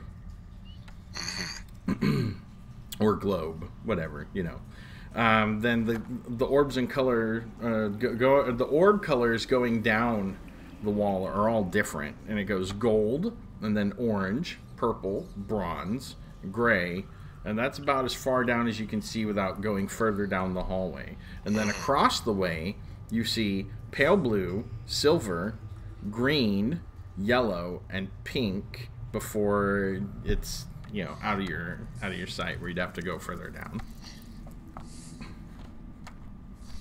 And with that, I think we'll call it a night. I think so. Yeah, because I'm about ready to turn into a pumpkin. Yeah. Those littles don't sleep in when we stay up late. No, they do not. They're like, what? You guys stayed up late? Well, we're going to have a very early morning for you. Yeah. Hey, Dad. Hey, Dad. Dad, can I watch a Minecraft video? No. Oh, I didn't even shift it over. No, nobody saw it.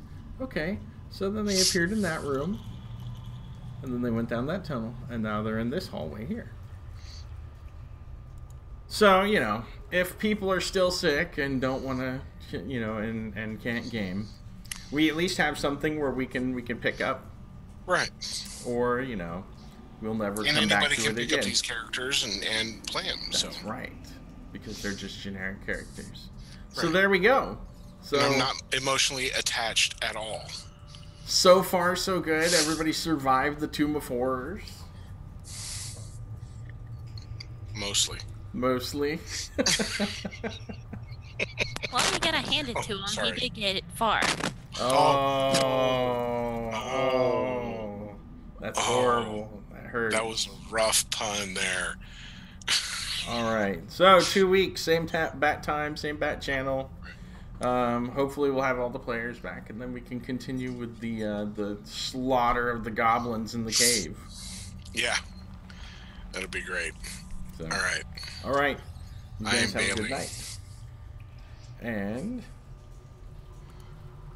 that brings us to a conclusion of the night. So, without further ado, have a great morning now.